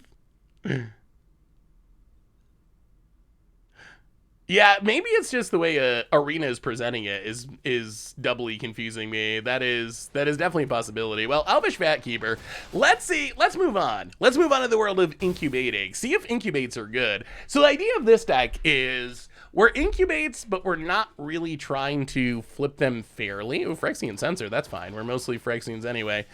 Oh my god, we drew it. That is our key card. That is a Ginny Fae. That is the synergy we're built around. I don't know if we play it yet, though. It might be better to wait. Let's just play a Bank Buster, start drawing cards. So the idea is, Incubates, we don't want to spend mana flipping them, because it's a lot of mana to spend 2 mana. We're making, like, think about this. If we make this 2/2 Incubate and spend 2 mana to flip it, we essentially build a Grizzly Bear. We don't want to be building Grizzly Bears in Standard. That's not really strong enough. On the other hand, if we have Ginny Fae, we get... Ooh, Thalian Gitrog monster. If we have Ginny Fae... What? Why is Thalia tapped? What am I missing? Is Thalia programmed backwards so it's entering tapped instead of our stuff? There might be a Thalia bug. Oh, it's not Phyrexian. Okay, yep, not a bug. Oh my god, that's a Glissa. Everything is coming together. Although this Thalia... Creatures and non-base... So our stuff would come into play tap 2. So if we play Glissa, and we... I think we just gotta kill this. Or play Bloated Processor. That's what I meant. Deathcap Glade. Pass the turn. We haven't seen Thalian Gitrog monster yet. I wonder if it's actually good. About it. Yeah, we did some really weird stuff against Sparky and got a little wrecked for it. Oh boy, opponent is spice level midnight. Rhea Ivor. We tried this. We tried to make this work. Opponent. What are we targeting? Thalian Gitrog monster. Uh-huh. Sure. Goes attacking. Are we sacking? I mean, I guess we can just block with Bank Buster. It's not really doing anything important. Crew. Opponent. Sacks. Block. Sure. Opponent passes. We draw land. We're about to do cool things. Yeah, we just didn't want our opponent to make a bunch of tokens with Re-Ivor, so we knew we were jumping. So let's think about this. Can we Ginny Fae? Maybe it's just too late for Ginny Fae at this point. So we can Vatkeeper, transform these into pretty big tokens. We can Glissa.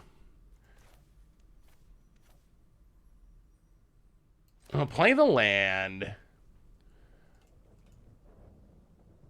So if we do this, it's going to become like a 5/5. Is that better than Glissa? Probably. All right, let's just pass. I guess for all this talk about trying to play Incubates unfairly, we're playing them very fairly right here. Yeah, apparently the change doesn't have anything to do with MDFC ruling. About it. Untaps. I think we're okay. This Vatkeeper transforming your Incubates and doubling the counters. Elish Norn. Can our opponent flip this? That would be not great. Opponent, Ria Ivor. Uh-huh. Well, this Alice Norn's gonna flip, isn't it? Oh, God. Sure. Thalian Gitrog. Opponent. We tried to make Urabrask work, and we just could not make it work. We really tried. Let's transform and incubate.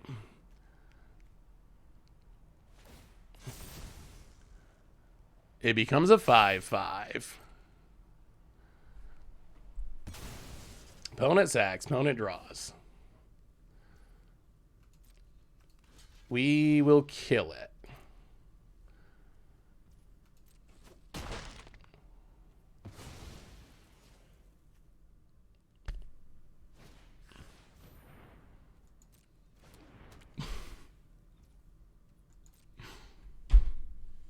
I guess I need to read. No one's played Thalian Gitrog, so it's basically Glissa. It has First Strike and Death Touch. So we can, yeah, that was definitely a bug. So we can just never kill this in combat. I realized I had First Strike. I didn't realize I had Death Touch, so it's kind of just well, yeah, we're basically just dead now, honestly. Yeah, this is bad. Well, go after the Hellish Norn. Opponent can Scralve it. Yeah, I don't think we can make a comeback from here. Oh, and we can't even cast another spell. Yeah, all right. Well, I guess we're supposed to let our opponent flip Hellish Norn. Huh, this Phyrexian Processor actually mattered. Interesting. I don't know about I'm so confused. Why is our opponent playing Phyrexian Processor in a deck that is not mostly Phyrexian? Opponent, Reivor. Opponent. I mean, either flip your Hellish Norn or we're scooping, opponent. Yeah, this is your chance to do your cool thing. Do it now or forever hold your peace. Phyrexian Censor says each player can only cast one non-Phyrexian spell. Not exactly clear why our opponent's playing it when their deck is not all Phyrexians, but it is saving the Hellish Norn. A redundant prison. Yeah, I mean, I guess. About it. I mean, I don't know if this card's good when it's taxing you, though. That's the thing. Yeah, I mean, this game's just over. Sure. So we're in the... one of the... opponent, flip your Hellish Norn for the love of God. Okay, you flip your invasion. Opponent, do it. We have a new donation from Blackmore Live. The rule change was just in regard to token copies. Keep in mind, however, that that creating a token copy of a clone card, a clone, spark double, anything else, won't give the token backside if the way it's worded is accurate. Keep in mind that creating a token copy of a cloned card, I'm very confused. Creating a token copy of a cloned card won't give the token backside if it's worded the way that is accurate.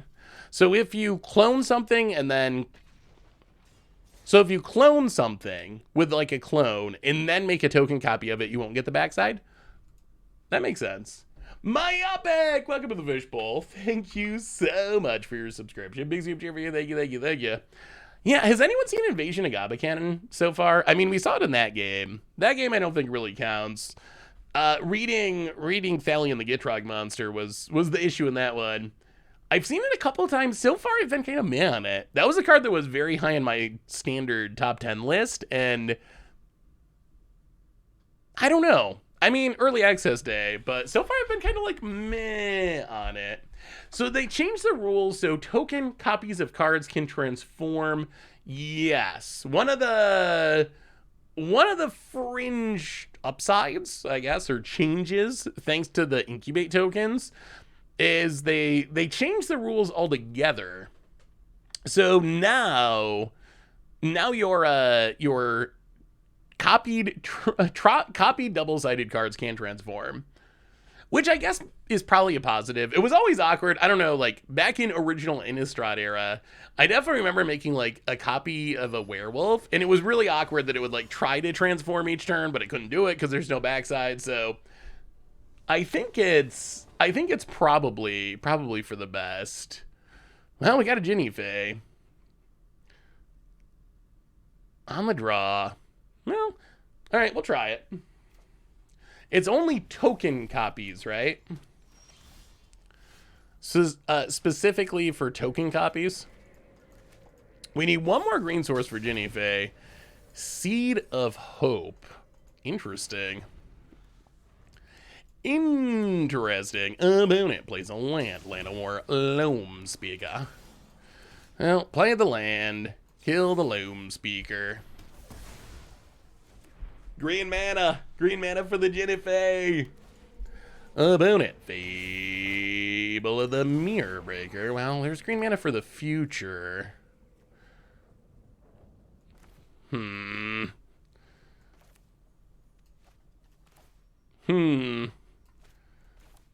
Oh, we're so close. So we can't Ginny Fae this turn. Do we kill the Fable? Good game, Capricorn. Do we kill the Fable or do we kill the token? Or put a blocker for the token? That's the question. I'm afraid our opponent's going to just, if they're doing the standard thing, and they're probably going to try to make a treasure and invoke despair. Yeah, all right. I guess we just got to kill this. Our opponent getting treasures is definitely bad, but not a ton we can do about it. Yeah, Mirror Breaker. I will be super happy to see that rotate from standard. Opponent goes attacking.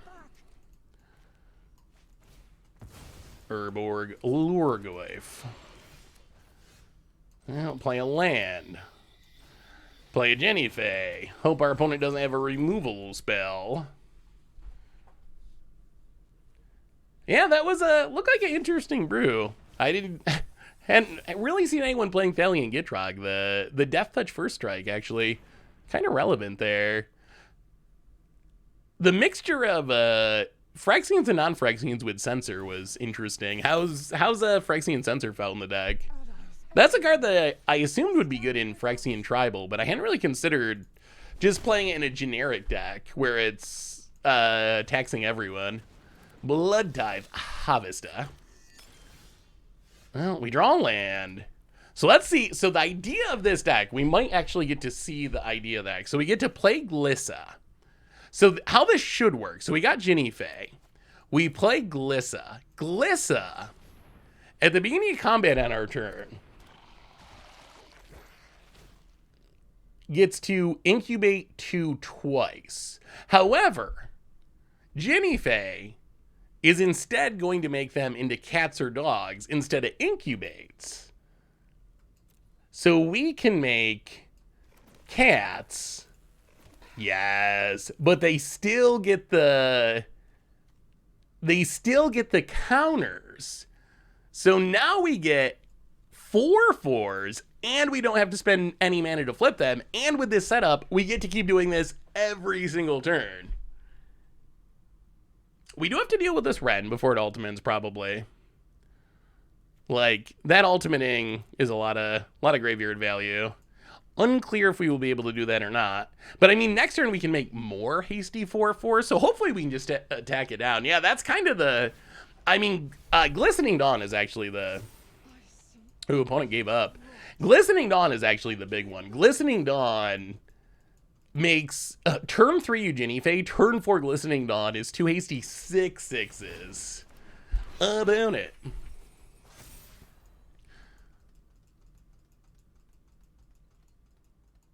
Goes to combat. Needs the mana, apparently. Well, we'll block the goblin. Would the 5/3s be better than 4/4s? I guess it depends. Opponent, wow, gonna kill a cat. We're kind of okay with that. That grows the Goyfs. and plays even more Goyfs. Ooh. Ooh, ooh, ooh. Ooh, okay. Oh, this is sweet. 1/2. Progenitor Exarch. Incubate 3 twice. Hasty cats, hasty cats. And then... I guess we just keep incubating. Dog, dog. Attack the Ren, attack the Ren. It's working. It's working. It's come together. Get in. Opponent blocks, blocks, blocks. We kill a bunch of Goyfs. This synergy actually seems pretty good. Like, that's a lot of big creatures for free. Opponent. That is a lot of big creatures for no effort. Would love to see the Breach the Multiverse Itali Hellraiser deck. Seems like one of the most bombastic things to do in early access. Oh yeah, that did look cool, Halfwing Steed. I definitely like the idea of it. We'll have to see. Maybe we can get a chance to give it a try. Well, Vat Keeper.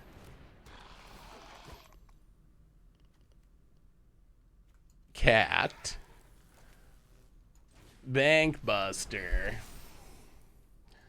Combat. Opponent's at 23. This is gonna flip, isn't it? You know what? I think we just go Death Touch first strike. And actually, no. That was the worst idea. Well, everything in our opponent. Yeah, Death Touch first strike doesn't actually matter because we have I mean, some of it matters, but we have very few Phyrexians. Oh yeah, I guess they don't currently have Argoth, do they? Opponent. I mean, wow.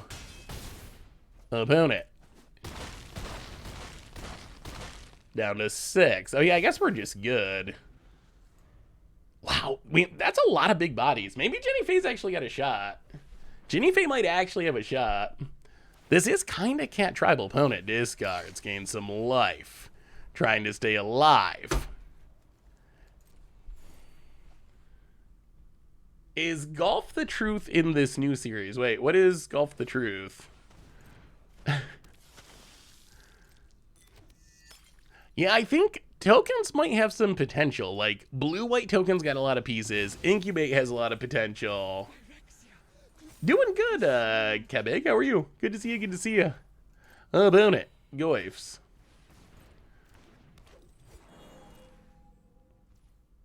Oh, is Goyf the truth in the new format?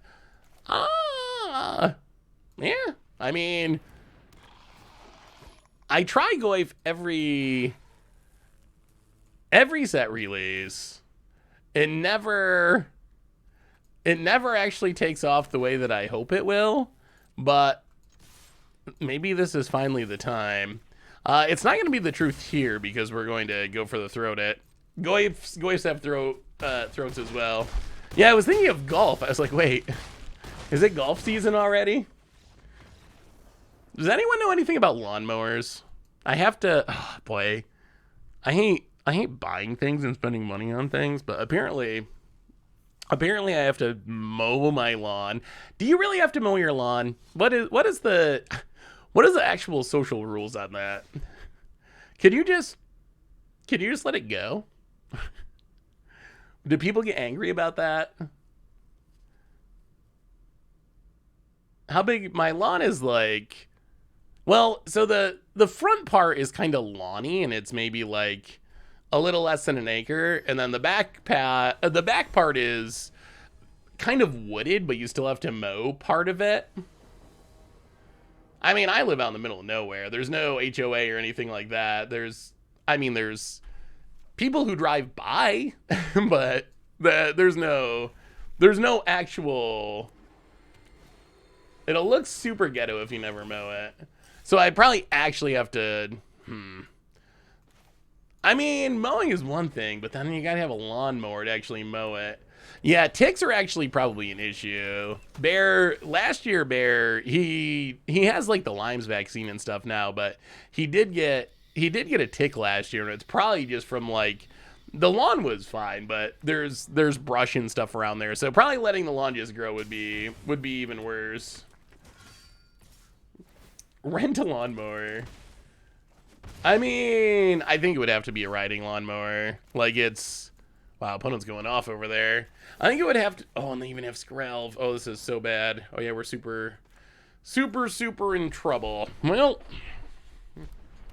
go Adaline. Well, no, it's not a problem with mowing the lawn. It's that I don't have a lawnmower, so that's what I was actually gonna ask advice about was lawnmowers, because it's too big to actually. Yeah, opponents just this is the dream draw. It's too big to push mow with any regularity. Opponent gonna flip and get a Jace. Yeah, I mean, best of one, baby.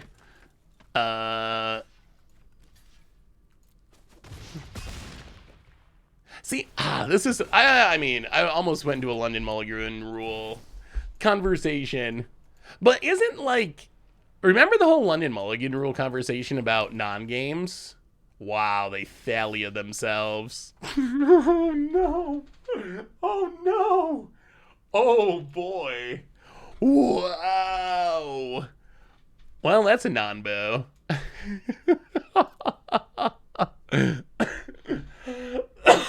Wow. Oh my goodness.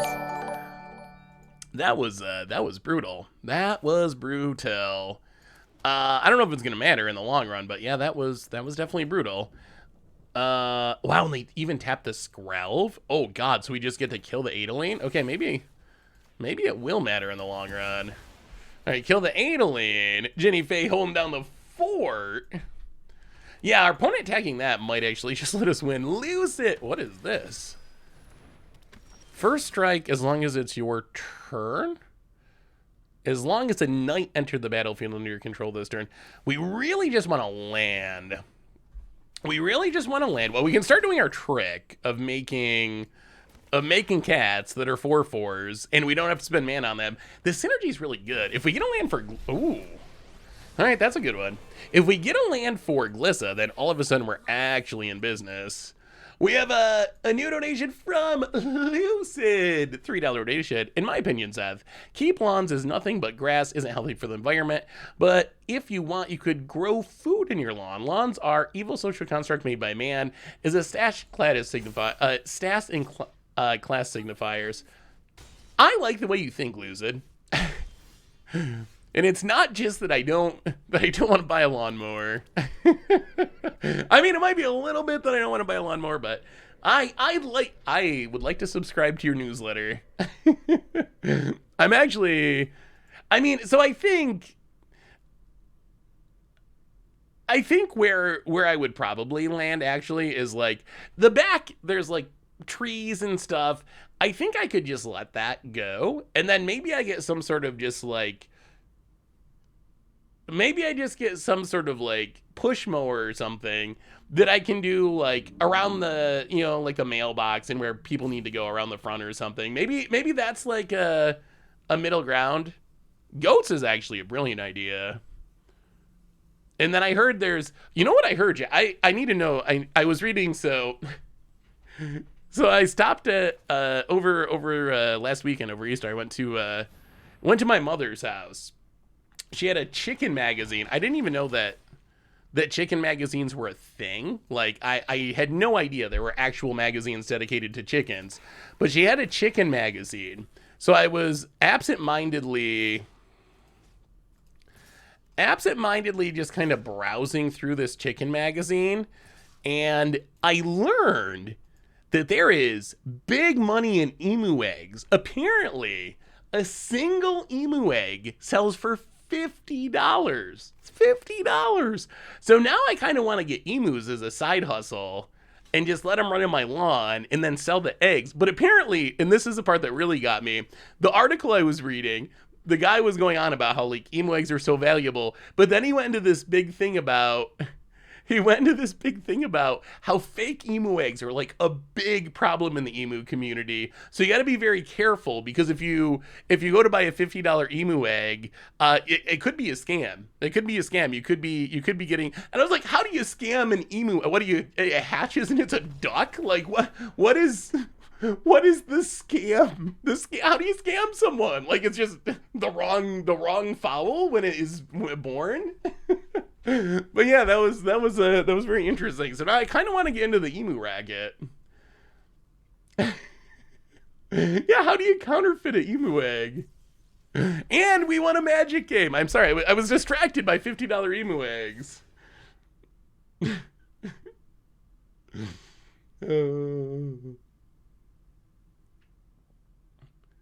It's actually an ostrich egg. It's just a chicken egg. Breaking Bad emu edition. All right, we'll do it. Let's do it. This Incubate deck feels good. Wait, there was an emu war? Is that a thing? No, I've never heard of the emu war. Wait, there were 2 emu wars? No, are y'all trolling me? Is that a real thing? Was there really something called an emu war?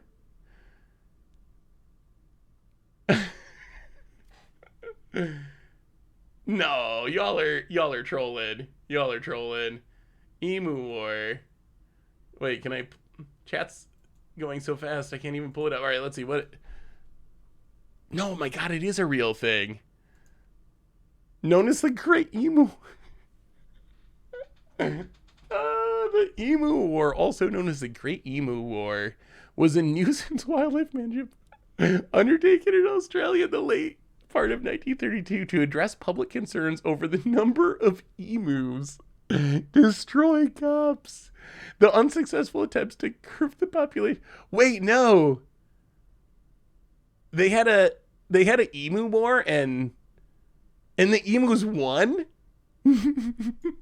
That might be the greatest thing I've ever heard. Yes. The emus won. Oh, now I definitely want to get into the emu business. I didn't even know the history. Emu's OP. Yeah, we'll wait. We got the Ginny phase, so this Sunder the Gateway gets way better if we can actually get Ginny Fae on the battlefield. Or our opponent can play Fable the Mirror Breaker, and we might need to kill it. You know what? We're going to go for it. Ginny Fae. Don't kill it, opponent. No go for the throats. It's fine. Don't worry about it. I'm going to have to do some research. I might do a video about the Great Emu Wars now. Oh, we actually drew the Glistening Dawn, too. All right, we're going to have to do this the fair way, since our opponent kills things. Silly emu.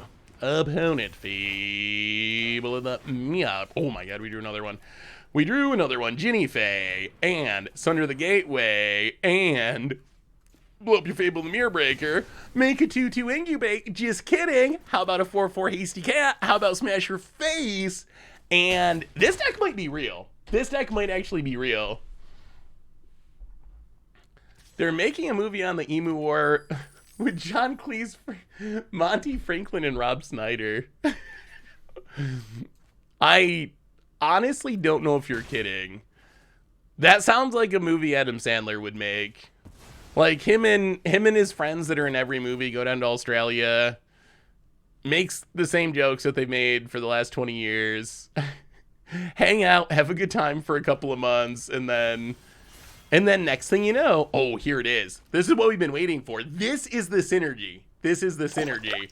Boom. Glistening Dawn. Haste it. Those are 8/8s. Flip this. Go attacking. Kill ya. 4 mana, 2 hasty 8/8s. Oh, Ginny Fae. Ginny Fae. Joshua, welcome to the Fishbowl. Thank you so much for your subscription. Big super for you. Thank you, thank you, thank you, thank you. So, okay, this one, remember, I actually think the Incubates might actually be legit, the Ginny Fae Incubates. So, Halfling, you wanted, oh, we have Man, so the bad news is there's no way we're going to get through all of these decks. The good news is that means we still have a lot of cool things to do. We've already played a lot of cool decks, and we have barely scratched the surface of the awesomeness of March of the Machine Standard. But Halfwing Steed, this deck did look pretty cool, and you requested this. So this is, so I wanted to make sure we got to one of your decks. So this is a viewer submitted deck. This is a pretty interesting take on Capricious Hellraiser. So the idea of this deck, Capricious Hellraiser, can maybe let us cast things from the graveyard for free, non-creature, non-lands, except it's random. We're hoping to hit Breach the Multiverses. Breach the Multiverses mills each player for 10, and then we each reanimate creatures, and then we're hoping to, well, maybe hit more Capricious Hellraisers to hit Breach the Multiverses, or hit a Tally, which we have not seen a Tally yet. A Tally's kind of ridiculous. ETB, you cast a card out of each person's deck. You can flip it into a Blightsteel Colossus. So I got no idea how good this deck is. Viewer submitted shenanigans. We can also like Chandra into Double Breach the Multiverse, but let's give it a try. It looks like when it works, it should be able to do some pretty spectacular things. Is Yargle Fling a chaotic transformation deck? It is not. Yargle Fling is actually just casting Yargle. Casting Yargle, casting Voldarin, whatever. It does have a high curve, although hopefully those cards are going to be in the graveyard and being cast from the graveyard with Capricious Hellraiser. Keep forgetting this is live. Well, that's probably a good thing then. How different is live from Ooh, what's your hot take on Unlimited, Kernel of Comedy? How different is live than the YouTube? Is it very noticeable? Does it seem very slow? I always watch YouTube on like X a million. So I imagine that I'm very slow for some people. Ooh, Skrelv's Hive, eh? Skrelv's Hive. Well, land go. I think Chandra into Invoke Despair is pretty dirty. Norn's Inquisitor. Oh, there's Breach. All right, we'll play the land. Fable of the Meowbreaker. Wait, is Nicole Brolas Phil? I didn't know that was his name.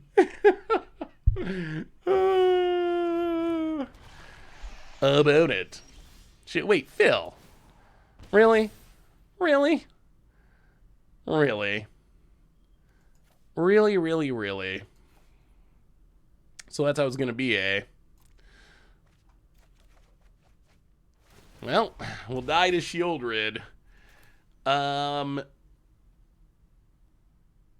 Play a land.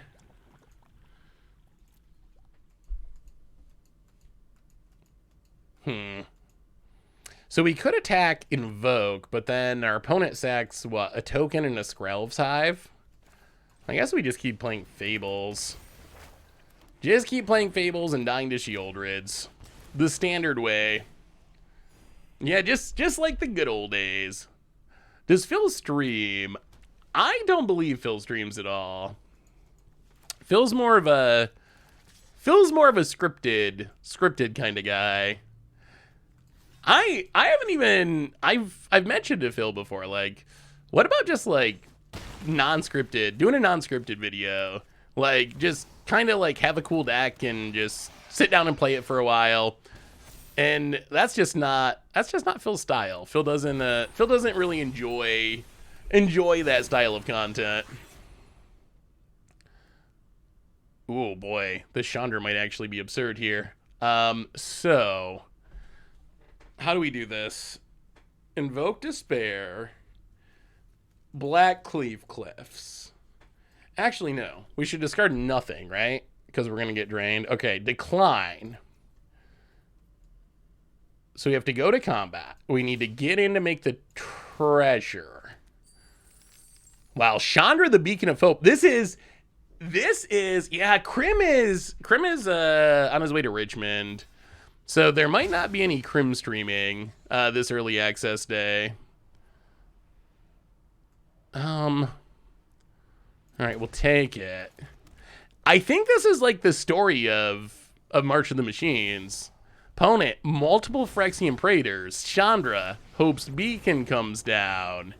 No more watching. It's time to do something. -5. Sheoldred, Alishnorn, kill them both. You're toast. Drop to 6. We might still be dead, but we did beat kill two Braiders. But yeah, Crim's at MagicCon, Magic Fest. MagicCon, Magic Fest, Richmond, I believe. Command Fest Richmond. Down to 2. We need an untap land. We do not get an untap land. And dead. Alright. Well, this was not the game for the cool thing. Yeah, I've wondered if Phil would ever try to do like more live stuff, but I don't think he will. I just don't think that's the kind of content he enjoys making. He really loves the editing of it. Like, he's just so good at it, and he likes that part of it. So for him spending, no, that wasn't at Phil. That wasn't at Phil. That was after not hitting our land drop, so we could cast Hellraiser. That was a sad phase. Yeah, we're hoping to have the cards be in the graveyard. It is a very high curve. But the idea, in theory, at least, is we're going to be looting them in the graveyard. And then hopefully casting them for free-ish. Well, yeah, we're going to kill the Third Path Iconoclast. There's a big score is actually a very nice draw here. That's a very, very nice draw. Opponent, land, and Fable of the Meowbreaker. Well, land, big score, and I think we just discard the Chandra, actually. And pass the turn. Opponent untaps. Gonna do some looting. That is a big score, literally. I mean, and the big score helps, too. So now all of a sudden we have enough mana to breach the multiverse, although we might have to wait and try to invoke first. Oh my god, double Fable. Nightmares. Nightmares. I'm having nightmares. Does that say creature or planeswalker? It does. Okay, well. Oh, they're going to counter it, aren't they? They seem like the kind of player who would have a counter spell. A dirty make disappear. Oh, what do we do? What do we do? What do we do? Do we breach? Go for it? What do you say, chat? Do we just YOLO it? Alright, whatever. Whatever. What's the worst that could happen? Hey! Okay, so we'll get a Monastery Mentor from our opponent's graveyard. From our graveyard? Whoo. I mean, I think the correct pick is Chandra. The fun pick is Atali.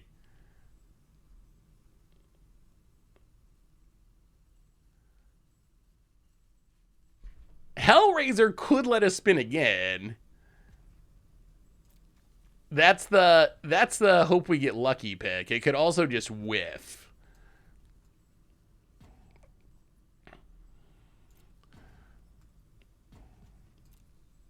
All right, let's do it. Let's do the fun thing. Atali. We get a Destroy Evil's actually kind of good here. That is actually kind of good here. And a big score. Wow, we're going off. We'll discard a Blood Tithe Harvester. We get Monastery Mentor tokens that we stole from our opponent. We blow up a Fable. And yeah, that was a turn. That was a turn. That was a turn. How close are we to 1, 2, 3, 4, 5, 6, 7, 8, 9? We're actually not that far away from Blight Stealing either. Well, invoke to spare you. Get a few triggers. Do a little prowessing.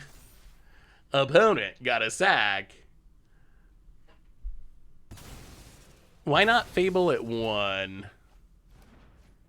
I wanted to kill the one that was closest to flipping. I'll hit you with a tally. Yeah, I guess we can end with the mentor tokens too. Opponent. Oh no! No, our dino. All right. Well, that's a bit of a bummer. All right. Well, new plan. Blood Tithe Harvester. Oh, I wanted to actually try to make the Blightsteel.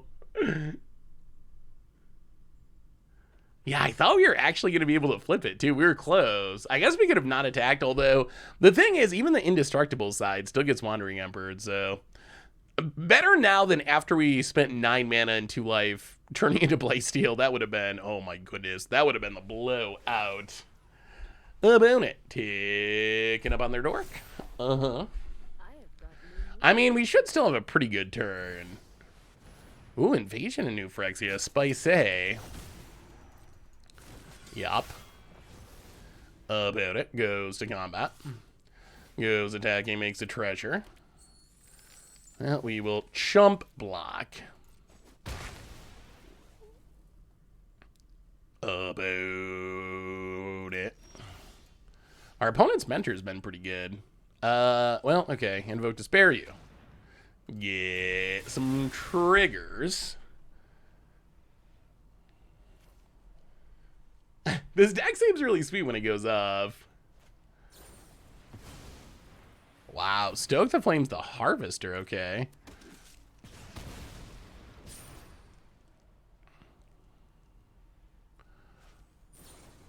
Wow. Opponent is living the dream over there. Living the dream.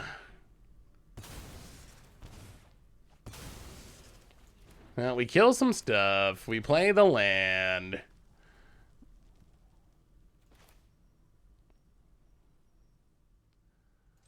Play the Harvester. How bad is our opponent flipping this? Probably pretty bad for us. Opponent goes to combat. Big attack. Well, okay. Block. Block. Block. Block. Block. I don't know if this is good or not, but block like that.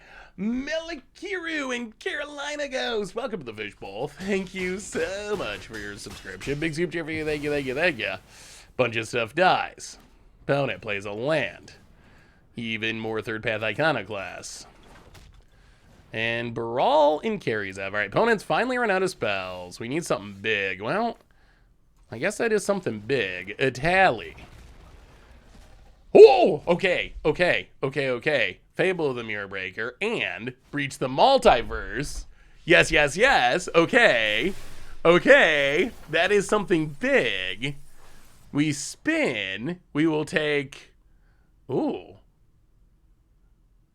Quintorius actually seems very good in our deck. Take Quintorius. Take... How many cards... Are we going to mill out? 17. 15. We could try to Hellraiser. The odds are so bad. All right, let's take Chandra. Let's take Chandra. So get Quintorius. Get a Chandra. Get a Fable. Play a land. Take up for mana. Oh, this is actually going to be sweet. Big score. Discard the Liliana. Get a bunch of triggers. Double it up with Chandra. And now we are actually kind of going off. And... Okay. That's good enough for now. That's good enough. We'll just pass the turn. We'll pass the turn. At the end of our turn, we will exile a... Oh, no. We're going to mill out, aren't we? We can mill both of us out. You know what? Let's go breach. Everyone's going to get milled out. Let's see what happens. Hey, what's up, AC? How are you? Opponent. Sword of Once and Future gets some triggers. Opponent has a full graveyard, but we have a lot of blockers. Opponent equips. And goes to combat. Passes. We draw a Fable. Discard, discard. Oh, another breach. Wait, we draw the game if we Quintorius, right? Yeah, we already have a tally, so we just legend rule. 1, 2, 3, 4, 5, 6, 7, 8. You know what? You know what? You know what? Let's just make a Blightsteel. Can you beat a Blightsteel, opponent? Can you beat a Blightsteel? Backside of a tally.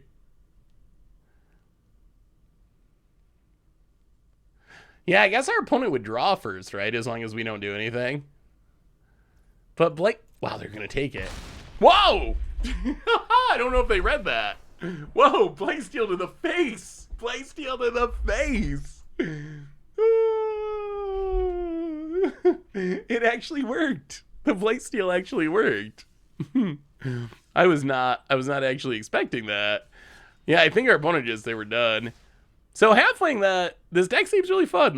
The big plays are pretty spectacular. I'm glad you suggested this one, because when it goes off, it's very, very cool. Yeah, the mentor we stole from our opponent actually ended up being really good. I don't know if it'd be worth splashing a whole nother color for, but I mean, I guess with Breach the I guess that kind of made me gain some respect for Breach the Multiverse. Like, it lines up well with Big Score. 4 mana Big Score, 7 mana Breach the Multiverse. YOLO. I mean, especially if you have access to things like a tally that you can hit that are just like ridiculous reanimation targets. Galvanic Iteration, eh? Opponent. Breach does guarantee that. We didn't actually...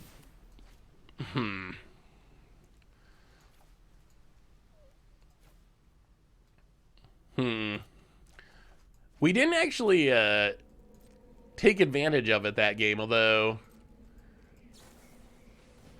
Alright, I think it's Big Score time.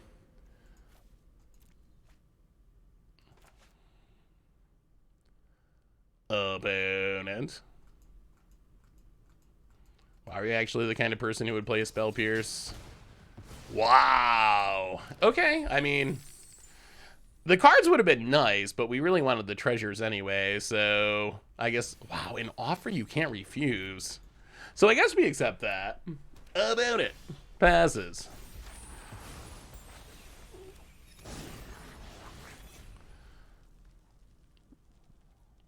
Silly control players. Well, you know what?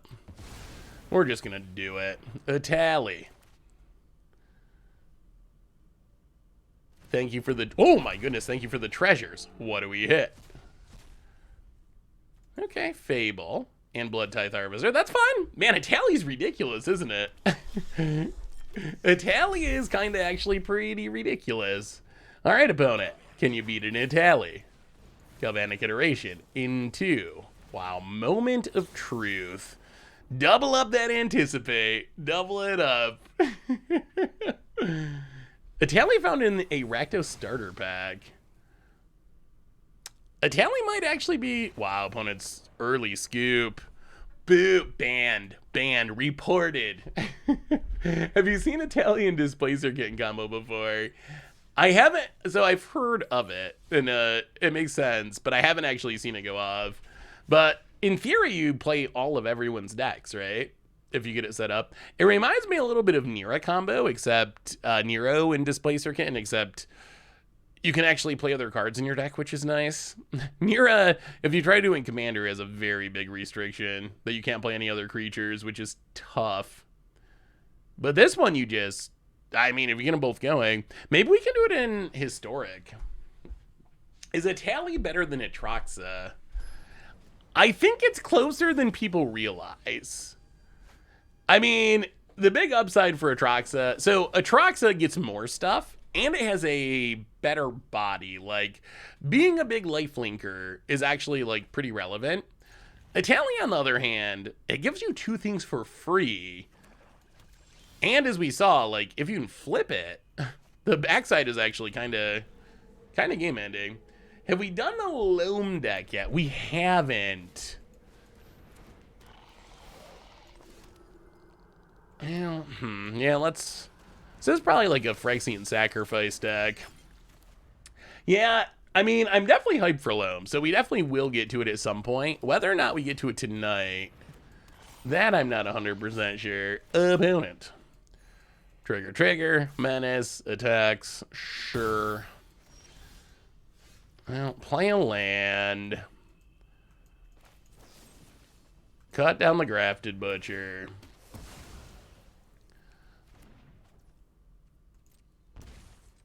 Blood Tithe Harvester. The Pilgrim. And pass the turn. I've seen the limited strategy for Mom, and I think green-white is interesting just because it's like hardened scales. Yeah, the green-white archetype is very counter-based. I actually tried to put down together a green-white counter deck in Standard, and I think it's okay. It's okay. It's not all the way to where I was hoping it would be, but it's also not horrible. Yeah, how has anyone else seen Battles in action anywhere? I'm curious. We started off with Battles, but bunch of transform creatures, Maskwood Nexus, Moon Mist. Yeah, that does sound like it would be fun. Flipwalker's Moon Mist, the classic, bonus Krelves, the biggest brain brew. Opponent, Grafted Butcher. Well, I think we just discard Invoke, actually. Oh, Breach the Multiverse. And wow, this hand is full of goodies. See if we remain alive. We are getting smacked around a bit. Opponent hits us. So many options. So play the land. So we could Chandra kill 2 things. Oh, and then untap with it. Oh, we're gonna go for it. We gotta try to live the dream. Chandra. We might be able to untap and double Breach the Multiverse next turn, which would be one of the sweetest things possible. 2 damage. Opponent just has a Skrelv. If we get to untap with Chandra, double Breach the Multiverse. Oh. Opponent. Can you kill it? I mean, if they kill it, we can still do things. Gets in. Hits Chandra. Pass. Oh, it's happening. Yeah, let's tick up just a little bit. +2. Add some black mana. And let the fun begin. Breach the Multiverse. Chandra says copy it. Yeah, the red sweeper could be good. Against aggro in specific, we probably need something. So we will take a Hellraiser, see what happens. From our opponent's deck. Wow, they got goodies. How about a Shieldred? That seems fine. Good. Okay. Shieldred gets rid of Skrelv. Hellraiser, come on. Show us the high roll. Let's spin into something big. I guess Invoke is our best hit or big score. This deck is kind of hilarious. All right, what do we get with Hellraiser? Okay, cut down. You may not play this card. Thank you. Thank you, Arena. Well, we still got another Breach the Multiverse, though, so that's fine. We didn't need to play that card. Well, we'll take a Tally. Opponent's deck. I guess we'll take an Elishnorn. Praetor Tribal there. A Tally. What do you say? What do you got for us, friend? This deck is absurd when it goes off. You know what? You can stay in exile. We already got one of those.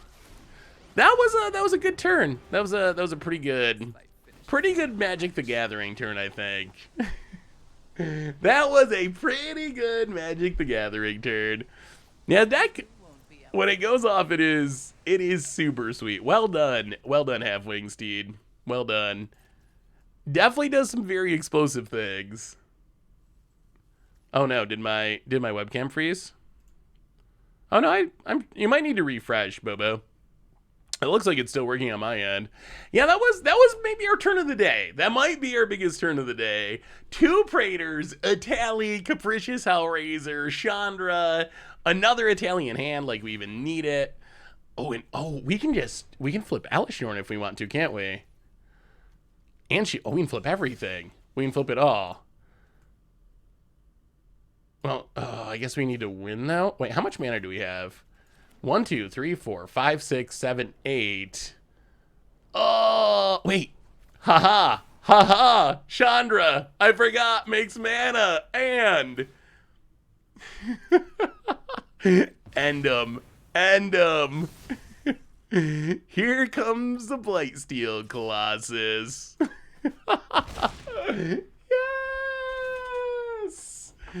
Yes. Yeah, flipping is probably bad, right? I guess they probably would return to their opponent's control since they go to exile. Well, I gotta say, Halfwing Steed, that deck's sweet. That deck is super, super sweet. And I think that might be the last. I think that might be the last match of our early access day. We're gonna go out on top and give someone a raid and go from there. So, what did we learn tonight? So pull out the deck lists if you want to keep an eye on them. So the good news is, welcome to the fishbowl. Thank you so much for your subscription.